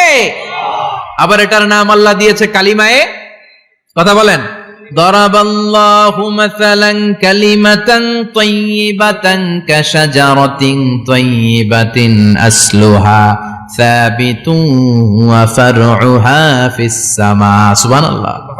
পবিত্র বাণী এটা কালিমায়ে তাইয়িবা। আবু সাঈদ আল খুদরি থেকে বর্ণিত, মুস্তাদরাকে হাকিম আর সহিহ ইবনে হিব্বানে এসেছে, বিশ্বনবী বলেন, মুসা আলাইহিস সালাম আল্লাহর একবার প্রশ্ন করলেন, ইয়া রাব আল্লিমনি দুআন আদউ বিহি, আপনি আমার এমন একটা জিকির শিক্ষা দেন যে জিকির দিয়ে আমি শুধু আপনার জিকির করব, কেউ এই জিকির করতে পারবে না। এই জিকির জানবো শুধু আমি আর জানবেন। কথা কোন? প্রশ্ন করছে কে? হ্যাঁ, কাকে করেছে? আল্লাহ এমন একটা জিকির শিখান যেই জিকির কেউ জানে না, আমি জানবো, আর ওই জিকির দিয়ে প্রাণ ভরে আপনারে ডাকবো। আল্লাহ বললেন, মুসা পড়ো লা ইলাহা ইল্লাল্লাহু মুহাম্মাদুর রাসূলুল্লাহ। মুসা আলাইহিস সালাম বললেন, আল্লাহ চাইলাম কি, কইলেন কি? লা ইলাহা তো জাতীয় জিকির, এটা তো আন্তর্জাতিক জিকির, এটা জানে না এমন কেউ নাই, এমনকি হিন্দু ভাইরাও জানে। কথা কন। আল্লাহ আমি তো চাইছিলাম এক্সক্লুসিভ, আমার জন্য স্পেশাল, এর চেয়ে সুন্দর আর কেউ জানবে না, এত সুন্দর একটা জিকির আপনি দিবেন, এটা আমি ডাকবো আপনারে আর আপনি শুনবেন। আল্লাহ বললেন, মুসা এর চেয়ে দামি আমার কাছে নেই। আল্লাহু আকবার। লাউ তাদউ লা ইলাহা ইল্লাল্লাহ ফি কাফা, লা ইলাহা রে যদি মুসা এক পাল্লায় রেখে দাও, ওয়াস সামাওয়াতু সাবউ ওয়াল আরদিন, সাত আকাশ সাত জমিন যদি আরেক পাল্লায় রেখে দাও, লা ইলাহা এক পাল্লায়, সাত আকাশ সাত জমিন আরেক পাল্লায় ওজন যদি দাও, লা রাজাহাত কাফাতু লা ইলাহা ইল্লাল্লাহ, মুসা দেখবা মুহূর্তের মধ্যে লা ইলাহা ইল্লাল্লাহর পাল্লা ভারী হয়ে গেছে। ফাঁসি যুগে যুগে কোরআনের পক্ষে যারা, এদের কাছে ফাঁসির রশি আছে না নাই? কিন্তু এই ফাঁসির রশিকে তারা থোড়াই কেয়ার করে, চিল্লায় বলেন ঠিক কিনা?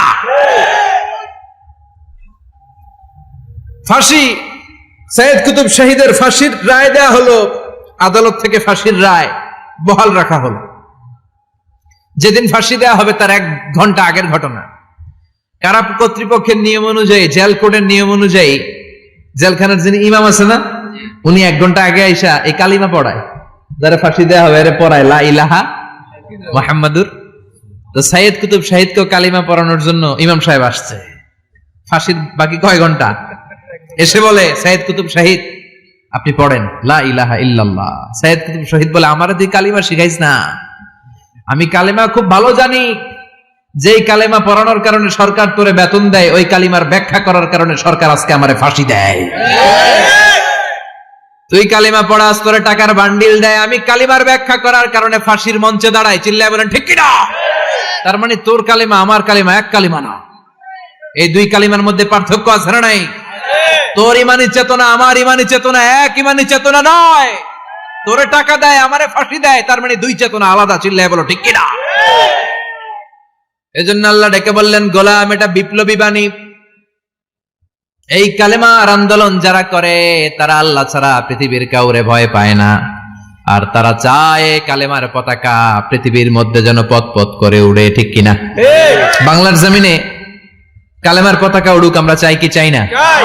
কোন একদিন এ দেশের আকাশে কালিমার পতাকা উড়বে, সেদিন সবাই খোদাই বিধান পে দুঃখ বেদনা ভুলবে কোনো একদিন, এদেশের আকাশে কালিমার পতাকা উড়বে, সেদিন সবাই খোদাই বিধান পে দুঃখ বেদনা ভুলবে। চিৎকার করে বলেন ঠিক কি না? এই কালেমার সমাজ যদি হয়, ওই সমাজে কেউ লাঞ্ছিত হবে না, ওই সমাজে কোনো নারী নিগৃহীত হবে না, ওই সমাজের কোনো কাজের মেয়েরা ধর্ষিত হবে না, ওই সমাজে দুর্নীতি থাকবে না, ঘুষ থাকবে না, চাঁদাবাজি থাকবে না, টেন্ডারবাজি থাকবে না। সমাজটারে শান্তি দিয়ে সমৃদ্ধ করে দিবে কে? এজন্য সব সময় জিকির করতে হবে একজনের, চিল্লায় বলেন তিনি কে? শ্রেষ্ঠ জিকির হচ্ছে লা ইলাহা ইল্লাল্লাহ। করতে রাজি আছেন? সব সময় জিকিরটা করতে রাজি আছেন? Every night and every day, every night and every day, never forget to say la ilaha illallah. Never forget to say la ilaha illallah. পড়েন, every night and every day, every night and every day, never forget to say la ilaha illallah. Never forget to say la ilaha illallah.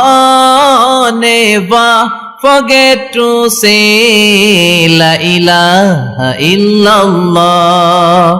When you're walking down the street, use your time and repeat and say in every heartbeat la ilaha illallah. When you're walking down the street, use your time and repeat and say in every heartbeat la ilaha illallah. Every night and every day, every night and every day, never forget to say la ilaha illallah. চিল্লায় বলেন ঠিক কি না? দিনে রাতে যে কোনো মুহূর্তে আমাদের জিহ্বার মধ্যে থাকবে কি? কথা বলেন, জিহ্বায় থাকবে কি? এজন্য বিশ্বনবী বললেন, আফদালুয যিকরি লা ইলাহা ইল্লাল্লাহ, আল্লাহর কাছে সবচাইতে প্রিয় জিকির হলো লা ইলাহা ইল্লাল্লাহ। আবার বিশ্বনবী বললেন, আহাব্বুল কালামে ইলাল্লাহি আরবাআ, আল্লাহর কাছে সবচাইতে প্রিয় কথা হলো চারটা। কয়টা? সুবহানাল্লাহ, আলহামদুলিল্লাহ, লা ইলাহা ইল্লাল্লাহ। সুবহানাল্লাহ,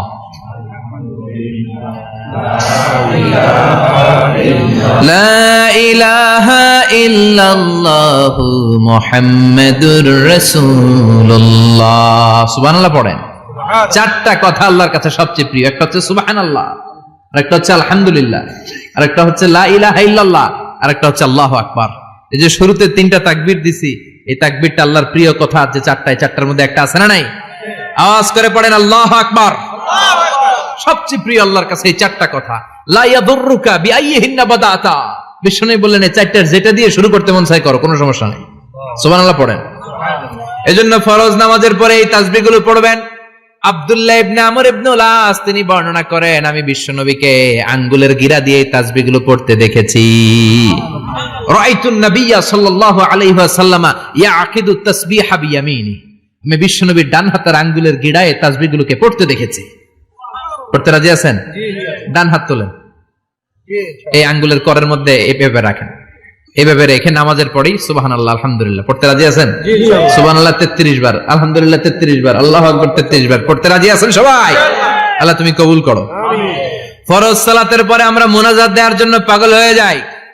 আসসালামু আলাইকুম ওয়া রাহমাতুল্লাহ, আসসালামু আলাইকুম ওয়া রাহমাতুল্লাহ, আমিন ইয়া আরহামার রাহিমিন। আসনা নাই? কিন্তু বিশ্বনবী সালাম ফেরানোর পরে সর্বপ্রথম যে আওয়াজটা করতেন সেটা হচ্ছে আল্লাহু আকবার। এরপর 3 বার পড়তেন আস্তাগফিরুল্লাহ, আস্তাগফিরুল্লাহ, আস্তাগফিরুল্লাহ। এরপর আয়াতুল কুরসি একবার। কয়বার? মান ক্বারা আয়াতুল কুরসি দুবুরা কুল্লি সালাতিন মাকতুবা লাম ইয়ামনাহু মিন দুখুলিল জান্নাতি ইল্লাল মাউত। প্রত্যেক ফরজ সালাতের পরে যে একবার আয়াতুল কুরসি পড়ে তার জান্নাতে ঢোকার ক্ষেত্রে আর কোনো বাধা থাকে না, একটা জিনিস ছাড়া, সেটা হচ্ছে মরণ। লোকটা মরে না, তাই জান্নাতে যায় না, মরলেই জান্নাতি। আল্লাহু আকবার। এরপরে 33 বার সুবহানাল্লাহ, 33 বার আলহামদুলিল্লাহ, 33 বার আল্লাহু আকবার। সবশেষে মিলাবেন লা ইলাহা ইল্লাল্লাহ ওয়াহদাহু লা শারীকা লা লাহুল মুলকু ওয়া লাহুল হামদু ওয়া হুয়া আলা কুল্লি শাইইন কাদির। এরপরে পড়তেন আল্লাহুম্মা আনতাস সালাম ওয়া মিনকাস সালাম তাবারাকতা ইয়া যাল জালালি ওয়াল ইকরাম। এরপরে পড়তেন আল্লাহুম্মা লা মানিআ লিমা আ'তাইতা ওয়া লা মু'তিয়া লিমা মানা'তা ওয়া লা ইয়ানফা'ু যাল জাদ্দি মিনকাল জাদ। এরপরে পড়তেন আল্লাহুম্মা ইন্না নাসআলুকাল হুদা ওয়াত তুকা ওয়াল আফাফা ওয়াল গিনা। এরপরে পড়তেন আল্লাহুম্মা আ'ইন্না আলা যিকরিকা ওয়া শুকরিকা ওয়া হুসনি ইবাদাতিক। সুবহানাল্লাহ পড়েন। কত তাসবিহ, কত দোয়া। আবার ফজরের সময় পড়তেন আল্লাহুম্মা বিকা আসবাহনা ওয়া বিকা আমসাইনা ওয়া বিকা নাহইয়া ওয়া বিকা নামুতু ওয়া ইলাইকান নুশুর। সুবহানাল্লাহ পড়েন। এগুলো পড়ে না? আল্লাহুম্মা আমিন ইয়া আরহামার রাহিমিন। কত বড় ডাকাত। ফরজ সালাতের পরে তাসবিহগুলো পড়বেন? কথা বলেন, পড়তে রাজি আছেন সবাই? আর তাসবিহ শেষ হলে দোয়া করেন, সমস্যা নাই। দোয়া করতে হবে কার কাছে? বিশ্বনবী বললেন না, দোয়া মুখুল ইবাদা, দোয়া হলো ইবাদতের নির্যাস। যার দোয়া নাই ওর কিচ্ছু নাই। দোয়া করেন নাই তো নামাজে কাজ হবে না, দোয়া করেন নাই রোজায় কাজ হবে না। কথা কন। আর দোয়া মুখুল ইবাদা, দোয়া হচ্ছে ইবাদতের নির্যাস। আবার তিরমিজির বর্ণনায় বললেন আর দোয়া হুয়াল ইবাদা, দোয়াটাই নাকি ইবাদত। দোয়াটা ইটসেলফ, এইটাই ইবাদত। নামাজ যেমনি ইবাদত, রোজা যেমনি ইবাদত, হাত তুলে যে দোয়া করলেন এইটাও ইবাদত। সুবহানাল্লাহ পড়েন। এটা মুমিনের ওয়েপন, সিলাহুল মুমিন। সাপ্লিকেশন, দোয়ার ইংরেজিতে বলে সাপ্লিকেশন। সাপ্লিকেশন is the weapon of believers. এটা বিশ্বাসীদের অস্ত্র। সবকিছুর কারামতি যেখানে শেষ, দোয়ার কারামতি ওইখানে। এরকম অনেক শুনবেন, ক্যান্সারে আক্রান্ত, দুরারোগ্য ব্যাধি, বাংলাদেশের চিকিৎসা শেষ, ইন্ডিয়া গেছে, কয় বাঁচবো 3 মাস। কয় মাস? এরপরে 7 বছর বাইসা ছিল। কেমনে বাঁচলো? কেমনে? দোয়া। দোয়ার পাওয়ার আছে না নাই? তবে দোয়াটা দোয়ার মতো হতে হবে। সিনসিয়ার দোয়া ইজ লাইক এ মিসাইল। একনিষ্ঠ দোয়া এটা মিসাইলের মতো। মিসাইল হামলা করলে ইঞ্চি ইঞ্চি যেখানে মিসাইল বোমাটা পড়ার কথা ঠিক ওখানে পড়বে। ড্রোন হামলা করলে ঠিক ওখানে, ব্যালিস্টিক ক্ষেপণাস্ত্র নিক্ষেপ করলে লক্ষ্য বস্তু যেমনি ভিত করে, তেমনি দোয়ার মতো দোয়া করলে মুহূর্তেই দোয়া কবুল হয়ে যায়। আমরা দোয়ার মতো দোয়া করতে জানি না। কেমন করে দোয়া করতে হয় আমাদের জানা নাই, এজন্য দোয়াও কবুল হয় না। চিল্লা এখন ঠিক কিনা? কিন্তু আল্লাহ ওয়াদা দিয়েছেন উজিবু দাওয়াতাদ দাঈ ইযা, আমার বান্দা দোয়া করলে আমি দোয়া কবুল করি। আমার বান্দা চাওয়া মাত্রই আমি কবুল করে নেই। সুবহানাল্লাহ পড়েন। যত দোয়া আপনি করেছেন সব কবুল, সব। অল অফ ইউর দোয়াজ আর অ্যাকসেপ্টেড। সব কবুল হয়েছে আল্লাহর কসম। অনেকে বলবে হুজুর এটা আবার কি কইলেন? এতক্ষণ তো ভালোই কইতেছিলেন। সব দোয়া আবার কবুল হয় কেমনে? আমি তো জীবনে কত কিছু চাইলাম, কত কিছু তো পাই নাই। আছেন এরকম অনেকে? অনেক পেরেশান, আফসোস করে হুজুর চাইলাম আল্লাহ দিল না। 4টা মাইয়া, এবার কাবা ধইরা চাই আইছি পোলার কথা, এটাও হইছে মাইয়া। আছে না নাই? 5টা ছেলে হইছে, মেয়ের জন্য বুকটা হাহাকার। হজে যে আরাফাতের ময়দানে চেয়ে আসলাম, এইবারও হইছে আর একটা পোলা। আছে না নাই? কত কিছু চাইলাম, পাইলাম না হুজুর, দিল না আল্লাহ। বলে না? আপনার সব দোয়া কবুল, তবে কবুল হওয়ার 3টা সিস্টেম আছে। কয়টা? কয়টা? আপনি যত দোয়া করছেন সব কবুল, কারণ আল্লাহর কাছে কিছু চাইলে আল্লাহ ফিরায় দিতে জানে না। সুবহানাল্লাহ কোন? চাওয়া মাত্রই আল্লাহ বলে অ্যাকসেপ্টেড, যা কবুল। দিব দিব না এটা বলতে জানে না, চাওয়া মাত্রই বলে দিব। 3 সিস্টেম। নাম্বার 1, আপনি আল্লাহর কাছে দোয়া করলেন, চাইলেন, আল্লাহ বলে দিব, বলেই তিনি দিয়ে দেন আর আপনি খুশি হয়ে যান, পেয়ে গেলেন। নাম্বার 2, আপনি আল্লাহর কাছে দোয়া করলেন, চাইলেন, তখনও আল্লাহ বলে দিব, তবে এখন না, সবুর, একটু পরে দিব। কখন দিলে আমার জন্য ভালো, আমার চেয়ে ভালো জানে কে? পরে দিবে। নাম্বার 3, চাইলেন, দোয়া করলেন, আল্লাহ তখনও বলে দেব, তবে এখনো না, পরেও না, কিয়ামতের দিন যেদিন বিপদে পড়বে ওই দিন দেব। যেদিন তোর বাবা তোরে চিনবে না, তোর মা তোরে চিনবে না, বন্ধু বন্ধুরে চিনবে না, পীর সাহেব মুরিদরে চিনবে না, মুরিদ পীর সাহেবরে চিনবে না, ইমাম সাহেব মুসল্লিরে চিনবে না, মুসল্লি ইমাম সাহেবরে চিনবে না, কেউ কাউরে চিনবে না। ওই কঠিন দিনে তোরে আমি বাঁচাইয়া দেব। তাই দোয়া যা করছেন ছোটবেলা থেকে আজকে পর্যন্ত লস হয়েছে না লাভ? লস না লাভ?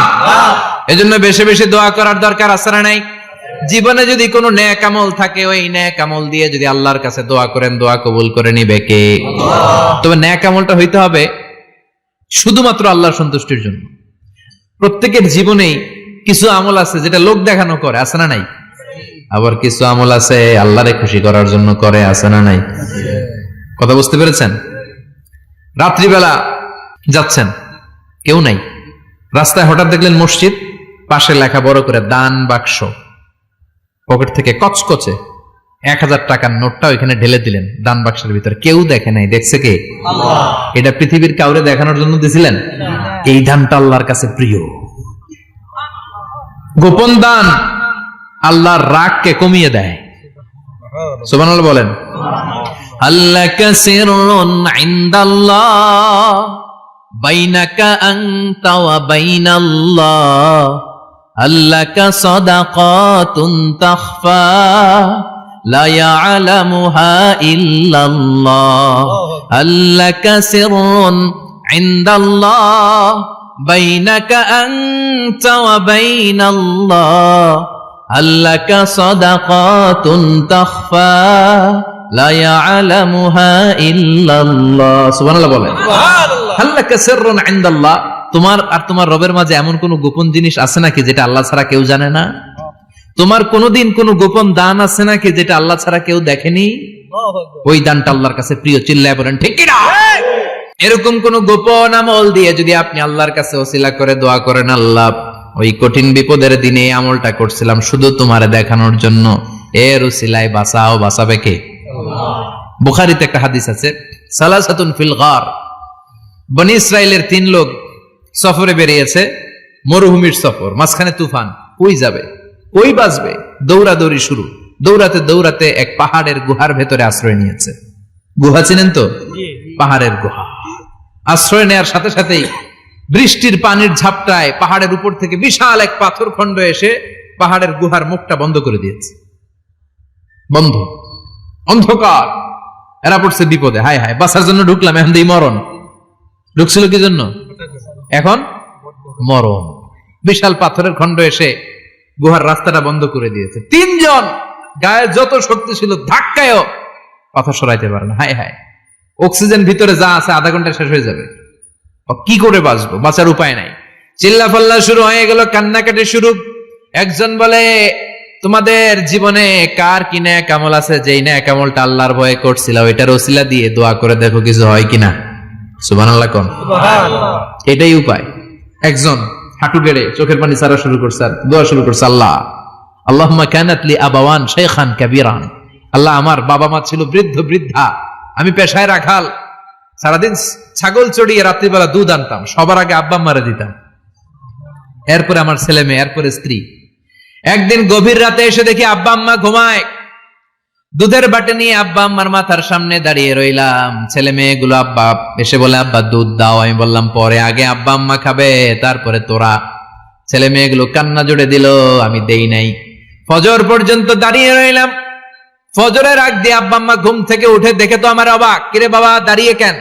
বললাম প্রতিদিন দুধ খেয়ে ঘুমাও, আজকে আগে আগে ঘুমিয়েছো, দুধ খাও নাই, তোমাদেরকে আগে দিব বলে দাঁড়িয়ে রইলাম। আল্লাহ বলে ডাক দিলেই আমার আল্লাহ আমার ডাকে সাড়া দেয়। চিল্লায় বলেন ঠিক কি না? এজন্য বুখারীর বর্ণনায় বিশ্বনবী বললেন, ফাইন যাকারানি ফি নাফসি যাকারতুহু ফি নাফসি, আমার বান্দা যদি আমারে একা একা ডাকে, মুহূর্তের মধ্যে আমি আমার বান্দারেও একা একা ডাকতে শুরু করে দে। ফাইন যাকারানি ফি নাফসি যাকারতুহু ফি নাফসি, আমার কোন বান্দা যদি আমারে একা একা স্মরণ করে, আমি আমার বান্দারে একা একা স্মরণ করি। ওয়া ইন যাকারানি ফি মালাইন যাকারতুহু ফি মালাইন খায়রিম মিনহু, আর আমার বান্দা যদি আমাকে একা একা স্মরণ না করে বিশাল মহাসমাবেশে স্মরণ করে, তাহলে আমি আল্লাহ তাআলা আমার আরশে ফেরেশতাদেরকে নিয়ে এর চেয়ে বড় মহাসমাবেশ করে আমার বান্দারে স্মরণ করি। ওয়া ইন তাকাররাবা ইলাইয়া বিশিবরিন তাকাররাবতু ইলাইহি যিরাআন, আমার বান্দা যদি আমার দিকে 1 বিঘত আসতে চায়, আমি আমার বান্দার দিকে 1 হাত এগিয়ে যাই। আপনি 1 হাত আল্লাহর কাছে যেতে চাইলে আল্লাহ 1 হাত এগিয়ে যায়। ওয়া ইন তাকাররাবা ইলাইয়া যিরাআন তাকাররাবতু ইলাইহি বাআন, আমার কোন বান্দা যদি আমার দিকে 1 হাত এগিয়ে আসে, আমি আমার বান্দার দিকে 2 হাত এগিয়ে যাই। ওয়া ইন আতানি ইয়ামশি আতাইতুহু হারওয়ালা, আমার বান্দা যদি আমার দিকে হেঁটে হেঁটে আসতে চায়, আমি আমার বান্দার কাছে যাওয়ার জন্য দৌড়ে দৌড়ে ছুটে যাই। এজন্য আওয়াজ করে বলতে হবে, আল্লাহ কাছে না দূরে? আরো জোরে, কাছে না দূরে? দ্য মোস্ট ক্লোজেস্ট ওয়ান, সবচাইতে কাছে। চাইলে আমরা আল্লাহর কাছে যেতে পারি। আমরা আজকে জেনে যেতে চাই কি কাজ করলে আল্লাহর নৈকট্য পাওয়া যায়, কি কাজ করলে আল্লাহর কাছে যাওয়া যায়। 2টা সোর্স থেকে জানবো। কয়টা সোর্স? এক হচ্ছে কোরআন, আরেক হচ্ছে সুন্নাহ। আওয়াজ করে জবাব দেন, এক হচ্ছে, আরেক হচ্ছে।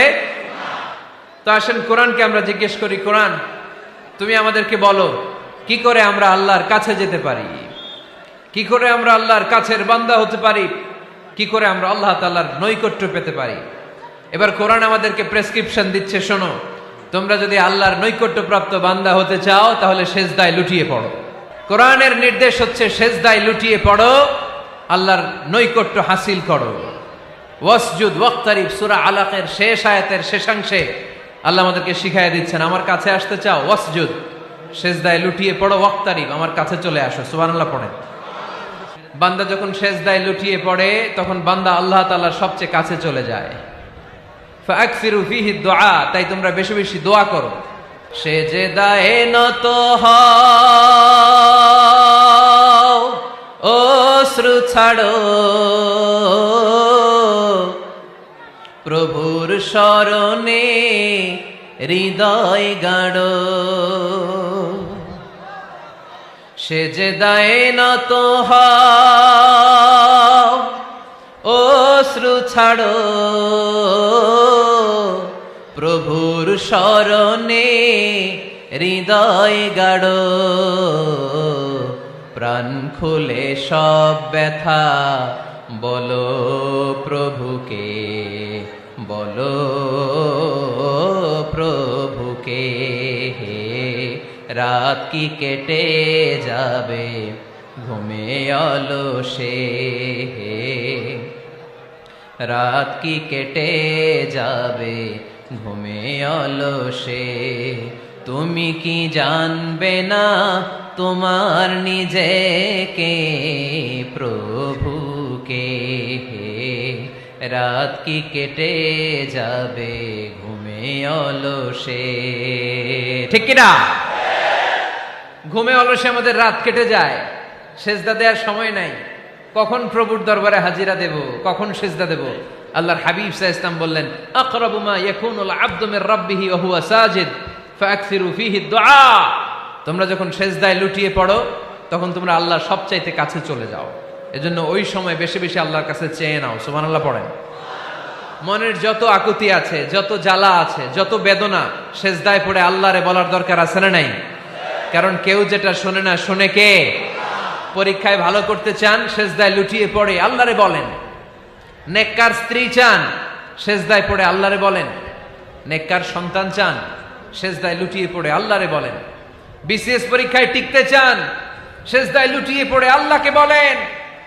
পাসপোর্ট দিয়ে রেখেছেন, ভিসা হয় না, সেজদায় লুটিয়ে পড়ে আল্লাহরে বলেন। মনের যত জ্বালা, যত যন্ত্রণা, যত আকুতি, যত হাহাকার, সেজদায় লুটিয়ে পড়ে আল্লাহরে বলেন।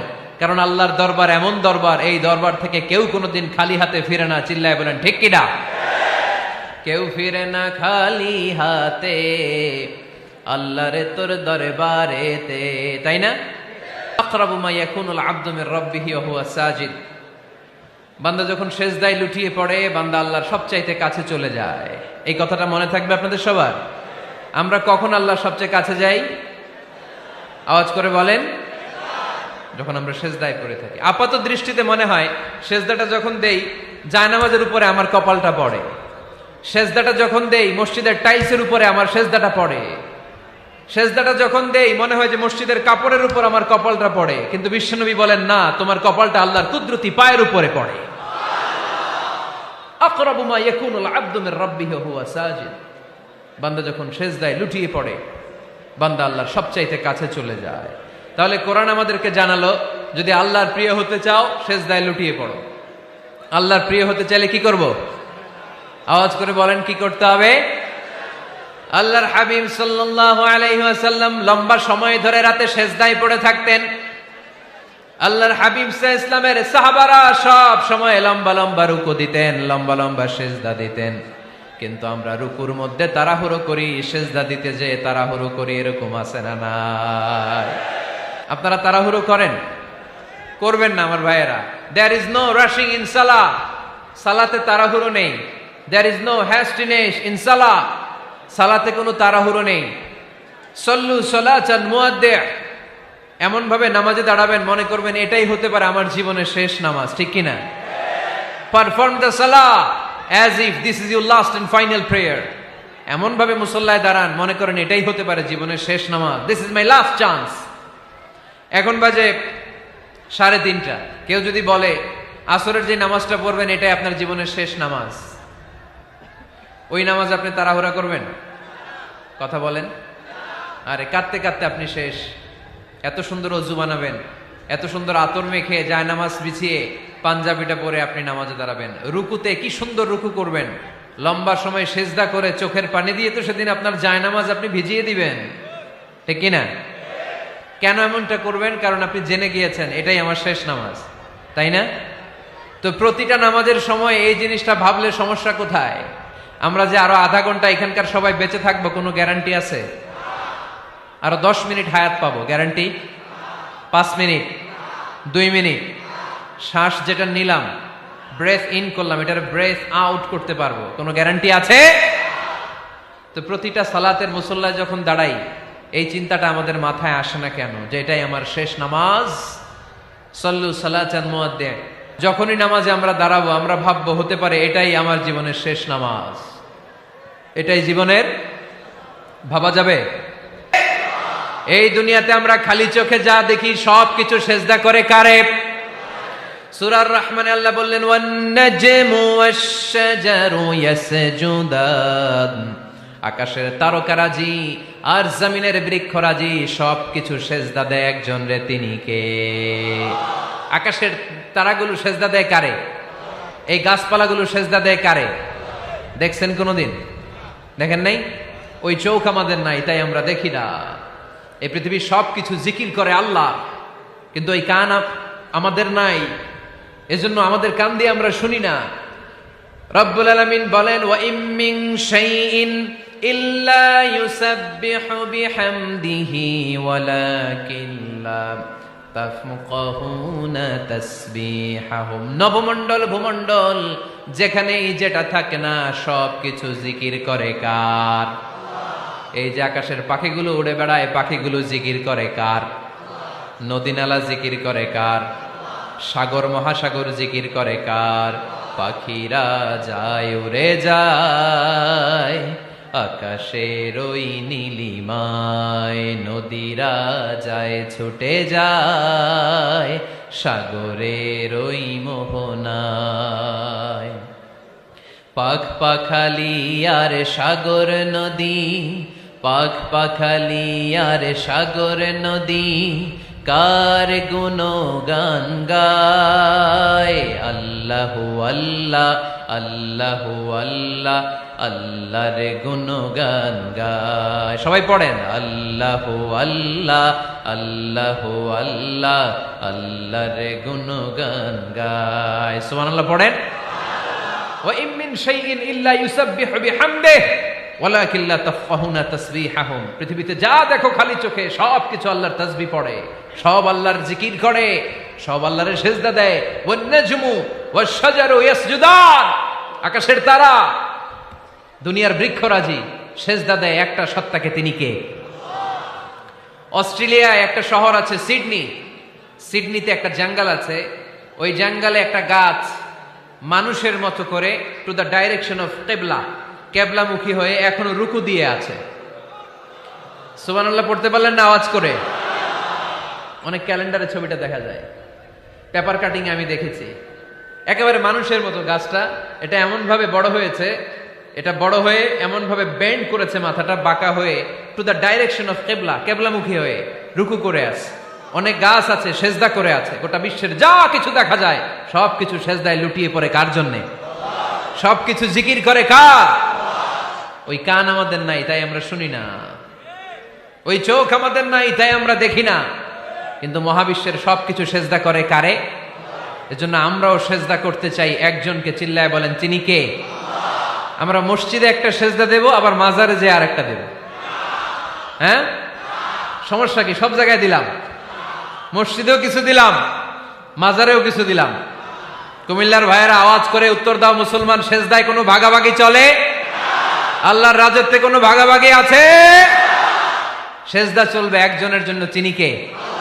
কোন ভণ্ডামির সাথে ইসলামের কোন সম্পর্ক, ভণ্ডামির সাথে কোরআনের কোন সম্পর্ক। ভণ্ডদের ভালো হওয়ার সুযোগ এখনো আছে না নাই? আজকের এই লাখো জনতার মাহফিল থেকে আমরা তাদেরকে উদাত্ত আহ্বান জানাই, ভণ্ডামি ছেড়ে দেন, ভালো হয়ে যান। ভালো হইতে পয়সা লাগে না। দোদেল বান্দা কালমা চোর, না পায় শ্মশান না পায় ঘোর, দিন থাকিতে আয়রে পথে ছাইড়া দে ভণ্ডামি, ভণ্ডামি ভণ্ডামি ভণ্ডামি, ছাইড়া দে ভণ্ডামি। ঠিক কিনা? নামাজ কালাম পড়ে না, ইবলিশ শয়তানের নানা। এরকম আছে? নামাজ টামাজ নাই, লাল শালু গায়ে দেয়া, গোসল করে না, মাথার চুল দাড়িতে জট পাকানো, বছরে গোসল করে একবার, বছরের একবার ওই গোসলের পানি মুরিদরা খাইয়া সব শেষ। এরকম আছে না নাই? এই অপরিচ্ছন্নতার সাথে, এই নোংরামির সাথে, এই মেন্টালি ডিসঅর্ডারের সাথে পরিচ্ছন্ন ইসলামের কোন সম্পর্ক আছে? নামাজ কালাম পড়ে না, ইবলিশ শয়তানের নানা, ধর্মের একখান খুঁটি ধইরা কয়দিন করবা হয়রানি, ভণ্ডামি ভণ্ডামি ভণ্ডামি, ছাইড়া দে ভণ্ডামি। ঠিক কিনা? দোদেল বান্দা কালমা চোর, না পায় শ্মশান না পায় ঘোর, দিন থাকিতে আয়রে পথে ছাইড়া দে ভণ্ডামি, ভণ্ডামি ভণ্ডামি ভণ্ডামি, ছাইড়া দে ভণ্ডামি। আওয়াজ তুলে বলেন ঠিক কিনা? কোন ভণ্ডামির সাথে আমাদের সম্পর্ক আছে? এই কপালটারে সৃষ্টি করেছে কে? আমার দেহটারে তৈরি করেছে কে? আমার এই কপাল দিয়ে সেজদা পাওয়ার উপযুক্ত একটাই সত্তা, চিল্লায় বলো মুসলমান, তিনি কে? মনে থাকবে? আল্লাহ ছাড়া অন্য জায়গায় সেজদা দিবেন? মাজারে সেজদা দিবেন? বাজারে সেজদা দিবেন? সেজদা দিবেন কারে? সেজদা দিলেই লাভ, সেজদা দিলেই। তাহলে কোরআন আমাদেরকে শেখালো ওয়াসজুদ ওয়াক্তারিব, prostrate and be closer to me. তোমরা না আল্লাহর কাছে যেতে চাও? তোমরা না আল্লাহর নৈকট্য প্রাপ্ত বান্দা হতে চাও? তোমরা না আল্লাহর কাছের মাহবুব পেয়ারা বান্দা হতে চাও? তাহলে সেজদায় লুটিয়ে পড়ো, সেজদায় লুটিয়ে পড়ো, আল্লাহ তাআলা তোমাদেরকে কাছে টেনে নেবে। আওয়াজ তুলে বলেন ঠিক কিনা? মুসা আলাইহিস সালাম ফেরাউনের সামনে যেয়ে দাঁড়ালেন। ফেরাউনের জাদুকররা বিশাল বড় বড় বাঘ বানালো, সিংহ বানালো, সাপ বানালো। মুসা আলাইহিস সালাম দেখে ভড়কে গেলেন, ভয় পেয়ে গেলেন। আল্লাহ বললেন, মুসা ভয় নাই, তোমার লাঠিটা খালি ফেলো। কি ফেলো? মুসা আলাইহিস সালামকে একটা লাঠি দিছে কে? লাঠি ফেলার সাথে সাথে মুহূর্তের মধ্যে হাইয়াতান তাসআ, বিশাল এক অজগর সাপ। এই বিশাল অজগর সাপ ফেরাউনের জাদুকরদের বানানো সব ভাগ, ভাল্লুক, সিংহ আর সাপগুলো রেখে বিশাল ফানা ধরে আছে। আর সাপ বলতে শুরু করেছে, আর কি আছে নিয়ে আয়। সুবহানাল্লাহ কইতে পারলেন না? এই দৃশ্য দেখার সাথে সাথে ফেরাউনের রাজপ্রাসাদের সামনে যতগুলো জাদুকর ছিল, কোরআন বলে ফাউলকিয়াস সাহারাতু সাজিদিন। এই দৃশ্য দেখা মাত্রই ফেরাউনের নিয়ে আসা বড় বড় জাদুকরগুলো মুসা আলাইহিস সালামের সামনে দাঁড়িয়ে আল্লাহর জন্য সেজদায় লুটিয়ে পড়েছে। ফাউলকিয়াস সাহারাতু সাজিদিন, সেজদায় লুটিয়ে পড়ে ঘোষণা দিল, আমি ফেরাউনরে মানি না, আমি কোন নাস্তিককে মানি না, আমি মুসার রব, হারুনের রব, বনি ইসরাইলের রব, আল্লাহর জন্য সেজদায় লুটিয়ে পড়লাম। চিল্লায় পড়েন আল্লাহু আকবার। মুহূর্তেই এক সেজদার কারণে তাদের নসিবে হেদায়েত দিয়ে দিয়েছে কে? পৃথিবীর কেউ কাউরে হেদায়েত দিতে পারে? অনেক বাবা ছিল নবী, ছেলের কপালে হেদায়েত নাই, আছে না নাই? অনেক ছেলে ছিল নবী, বাবার কপালে হেদায়েত নাই, আছে না নাই? হেদায়েত দেওয়ার মালিক একজন, চিল্লায় বলেন তিনি কে? একটা সিজদা, একটা সিজদা, একটা সিজদার আদেশকে অমান্য করার কারণে ইবলিস জাহান্নামীদের সর্দার, চিল্লায় বলেন ঠিক কিনা? وَإِذْ قُلْنَا لِلْمَلَائِكَةِ اسْجُدُوا لِآدَمَ فَسَجَدُوا إِلَّا إِبْلِيسَ أَبَى وَاسْتَكْبَرَ وَكَانَ مِنَ الْكَافِرِينَ। আল্লাহ বললেন, ও ফেরেশতাকুল সবাই আমার আদেশ মোতাবেক আদমকে সেজদা করো। সবাই সেজদা করলো, একজন ছাড়া, সে কে? আরো জোরে বলেন। অস্বীকার করলো, ওয়াস্তাকবার, অহংকার দেখালো, ওয়া কানা মিনাল কাফিরিন, কাফেরদের অন্তর্ভুক্ত হলো, জাহান্নামীদের সর্দার হলো। কয়টা সেজদার আদেশ? আওয়াজ করে বলেন, কয়টা সেজদার আদেশ অমান্য করছে? সেজদা কয়টা দেয় নাই? আপনি দেন নাই কয়টা? হ্যাঁ, আমরা দেই নাই কয়টা? এক সেজদা না দিয়া জাহান্নামীদের লিডার। আমরা সেজদা মিস করছি কয়টা? কয়টা? মুসলমান সেজদায় লুটিয়ে পড়তে হবে একজনের খুশির জন্য, তিনি কে?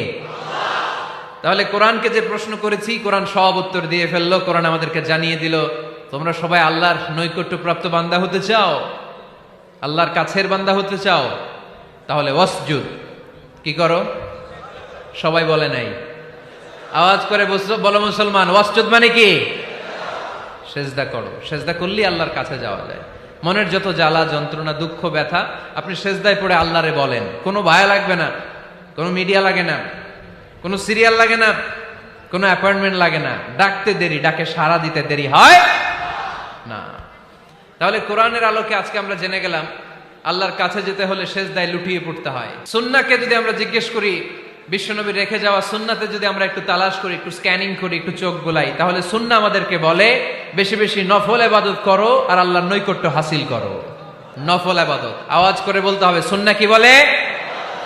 বুখারীর বর্ণনা, আল্লাহর হাবিব সাল্লাল্লাহু আলাইহি ওয়াসাল্লাম বলেন, মা ইয়াজালু আবদি ইয়াতাকাররাবু ইলাইয়া বিন নওয়াফিল, বান্দা যত বেশি নফল ইবাদত করতে থাকে, করতে করতে করতে করতে বান্দা আমার কাছের নৈকট্য প্রাপ্ত বান্দা হয়ে যায়।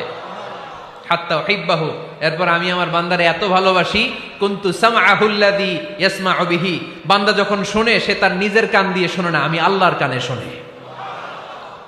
কুনতু বাসারাহুল্লাযী ইউবসিরু বিহি, বান্দা যখন দেখে নিজের চোখে দেখে না, আমি আল্লাহর চোখে দেখে। ওয়া ইয়াদাহুল্লাযী ইয়াবতিশু বিহা, বান্দা যখন কিছু ধরে বান্দার হাতে ধরে না, আমি আল্লাহর হাতে ধরে। ওয়ারিজলাহুল্লাতী ইয়ামশি বিহা, বান্দা যখন হেঁটে যায় ওর নিজের পায়ে হাঁটে না, কেমন যেন আমি আল্লাহর পায়ে হাঁটে। আওয়াজ করে বলতে হবে আল্লাহু আকবার। মানে আল্লাহ বুঝাতে চাইলেন আমি তখন তার কান হয়ে যাই, আমি তখন তার চোখ হয়ে যাই, আমি তখন তার হাত হয়ে যাই, আমি তখন তার পা হয়ে যাই। আমার আর তার মাঝে আর কোনো ফারাক থাকে না, সে আমার একেবারে নিকটে চলে আসে। আওয়াজ করে পড়েন সুবহানাল্লাহ। এজন্য বিশ্বনবী সাল্লাল্লাহু আলাইহি ওয়াসাল্লাম বদরের প্রান্তরে তলোয়ার নাই, ঘোড়া নাই, ওট নাই, সৈন্য সামন্ত নাই, না খেয়ে হাড্ডি সারা ৩১৩ জন মুসলমানকে নিয়ে আল্লাহর উপর ভরসা করে বদরের প্রান্তরে দাঁড়ালেন। আর ওইদিকে কাফেরদের সৈন্যবাহিনী ছিল ১,০০০। কয় হাজার? মুসলমান কয়জন? মাত্র ৩১৩ জন। ওদের কাছে অস্ত্র শস্ত্রে সজ্জিত সেনাবাহিনী। বিশ্বনবীর ৩১৩ জনের কাছে তলোয়ার নাই, ঘোড়া নাই, কিচ্ছু নাই। বিশ্বনবী আল্লাহর উপর ভরসা করে এক মুষ্টি বালি নিয়ে, ওয়াশাহাতিল ওযু, কাফেরদের চোখগুলো ধ্বংস হোক বলে তিনি বালুগুলো ছড়িয়ে দিলেন। মুহূর্তের মধ্যে ১,০০০ সৈন্যবাহিনীর কাফের সৈনিকদের চোখের মধ্যে ধূলিকণা পৌঁছে দিল কে? আল্লাহর হাবিব সাল্লাল্লাহু আলাইহি ওয়াসাল্লাম বদরের প্রান্তর থেকে এক মুষ্টি বালু নিয়ে বললেন শাহাতিল ওযু, বলে তিনি বালু ছুড়ে মারলেন। ১,০০০ সৈন্যবাহিনীর চোখের মধ্যে বালু ছড়াই দিছে কে? বুঝে শুনে উত্তর দিয়েন। এখানে ১,০০০ লোক দাঁড়ানো, আমি বালু নিলাম, গায়ের যত জোর আছে সবার চোখের দিকে মারলাম। ১,০০০ জনের চোখের ভিতরে ঢুকবে? সর্বোচ্চ ৫ জন, বেশি হইলে ১০ জন, তার চেয়ে বেশি হইলে ২০ জন, বেশি হইলে ৫০ জন। বুঝে শুনে উত্তর দিয়েন। আমার মুষ্টিবদ্ধ বালু ছুঁড়ে মারলে ১,০০০ মানুষের চোখের মধ্যে পড়বে? আওয়াজ করে বলেন পড়বে। এজন্য আল্লাহ বলেন নবী ওটা তুমি মারো নাই, ওটা আমি মারছি। সুবহানাল্লাহ নাই? আল্লাহ বিশ্বনবীরে ডেকে বলেন ওমা রামাইতা ইদ রামাইতা ওয়ালাকিন্নাল্লাহ রামা। নবী হে বলো, তুমি ঠিকই তোমার হাতে নিয়েছো, কিন্তু আমি আল্লাহ নিজ দায়িত্বে 1000 কাফেরের চোখের ভেতরে বালুগুলো পৌঁছে দিয়েছি। তাহলে বান্দা যখন নফল ইবাদত করে তখন বান্দার হাত আর বান্দার হাত থাকে না, ওইখানে আল্লাহর হাত যুক্ত হয়ে যায়। বান্দার পা থাকে না, সেখানে আল্লাহর পা যুক্ত হয়ে যায়। বান্দা যখন দেখে নিজ চোখে দেখে না, আল্লাহর দৃষ্টিশক্তি সেখানে যুক্ত হয়ে যায়। চিল্লায় বলেন ঠিক কি না? এজন্য নফল ইবাদত করতে রাজি আছেন তো? সুনানে তিরমিজির বর্ণনায় আল্লাহর হাবিব সাল্লাল্লাহু আলাইহি ওয়াসাল্লাম বললেন, হাদিসে কুদসি, কিয়ামতের দিন বান্দার যখন ফরজে ঘাটতি হবে, কিসে ঘাটতি হবে? ফরজে। আল্লাহ পাক বলবেন, উনজুরু হাল্লি আব্দি মিন তাতাওয়ু, ও ফেরেশতারা দেখো তো আমার বান্দা নফল করছে কিনা। ফরজে যেহেতু তার ঘাটতি, দেখো তো আমার বান্দার কোনো নফল ইবাদত আছে কিনা। ফেরেশতারা বলবে আছে। আল্লাহ বলবেন, তাহলে ফরজ গুলার যেহেতু ঘাটতি, নফল থেকে কিছু এনে ফরজে বসাই দিয়ে ওগুলোর ফরজ বানায় দাও। এজন্য নফল ইবাদতের দরকার আছে না নাই? ফরজ তো করাই লাগবে, এটা কম্পালসারি, এটার মাফ নাই, এটা অব্লিগেটরি। নফল করে আল্লাহর কাছে যাওয়া যায়। নফল হচ্ছে ওভার টাইম, যে আল্লাহর কাছে যেতে হলে কি করতে হয়? সেজদা দিতে হয়। আর সুন্নাহর আলোকে আমরা জানলাম আল্লাহর কাছে যেতে হলে কি করার মাধ্যমে কাছে যেতে হয়? আওয়াজ করে বলেন, নফল ইবাদত করতে রাজি আছেন সবাই?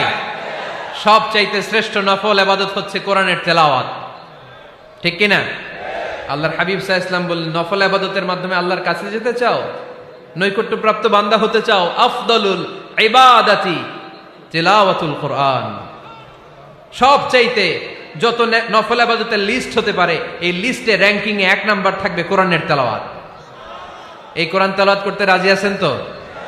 আমার হাতে যে কিতাবটার নাম কি? সবাই বলতে পারেন নাই? আওয়াজ করে বলেন তো, কিতাবটার নাম?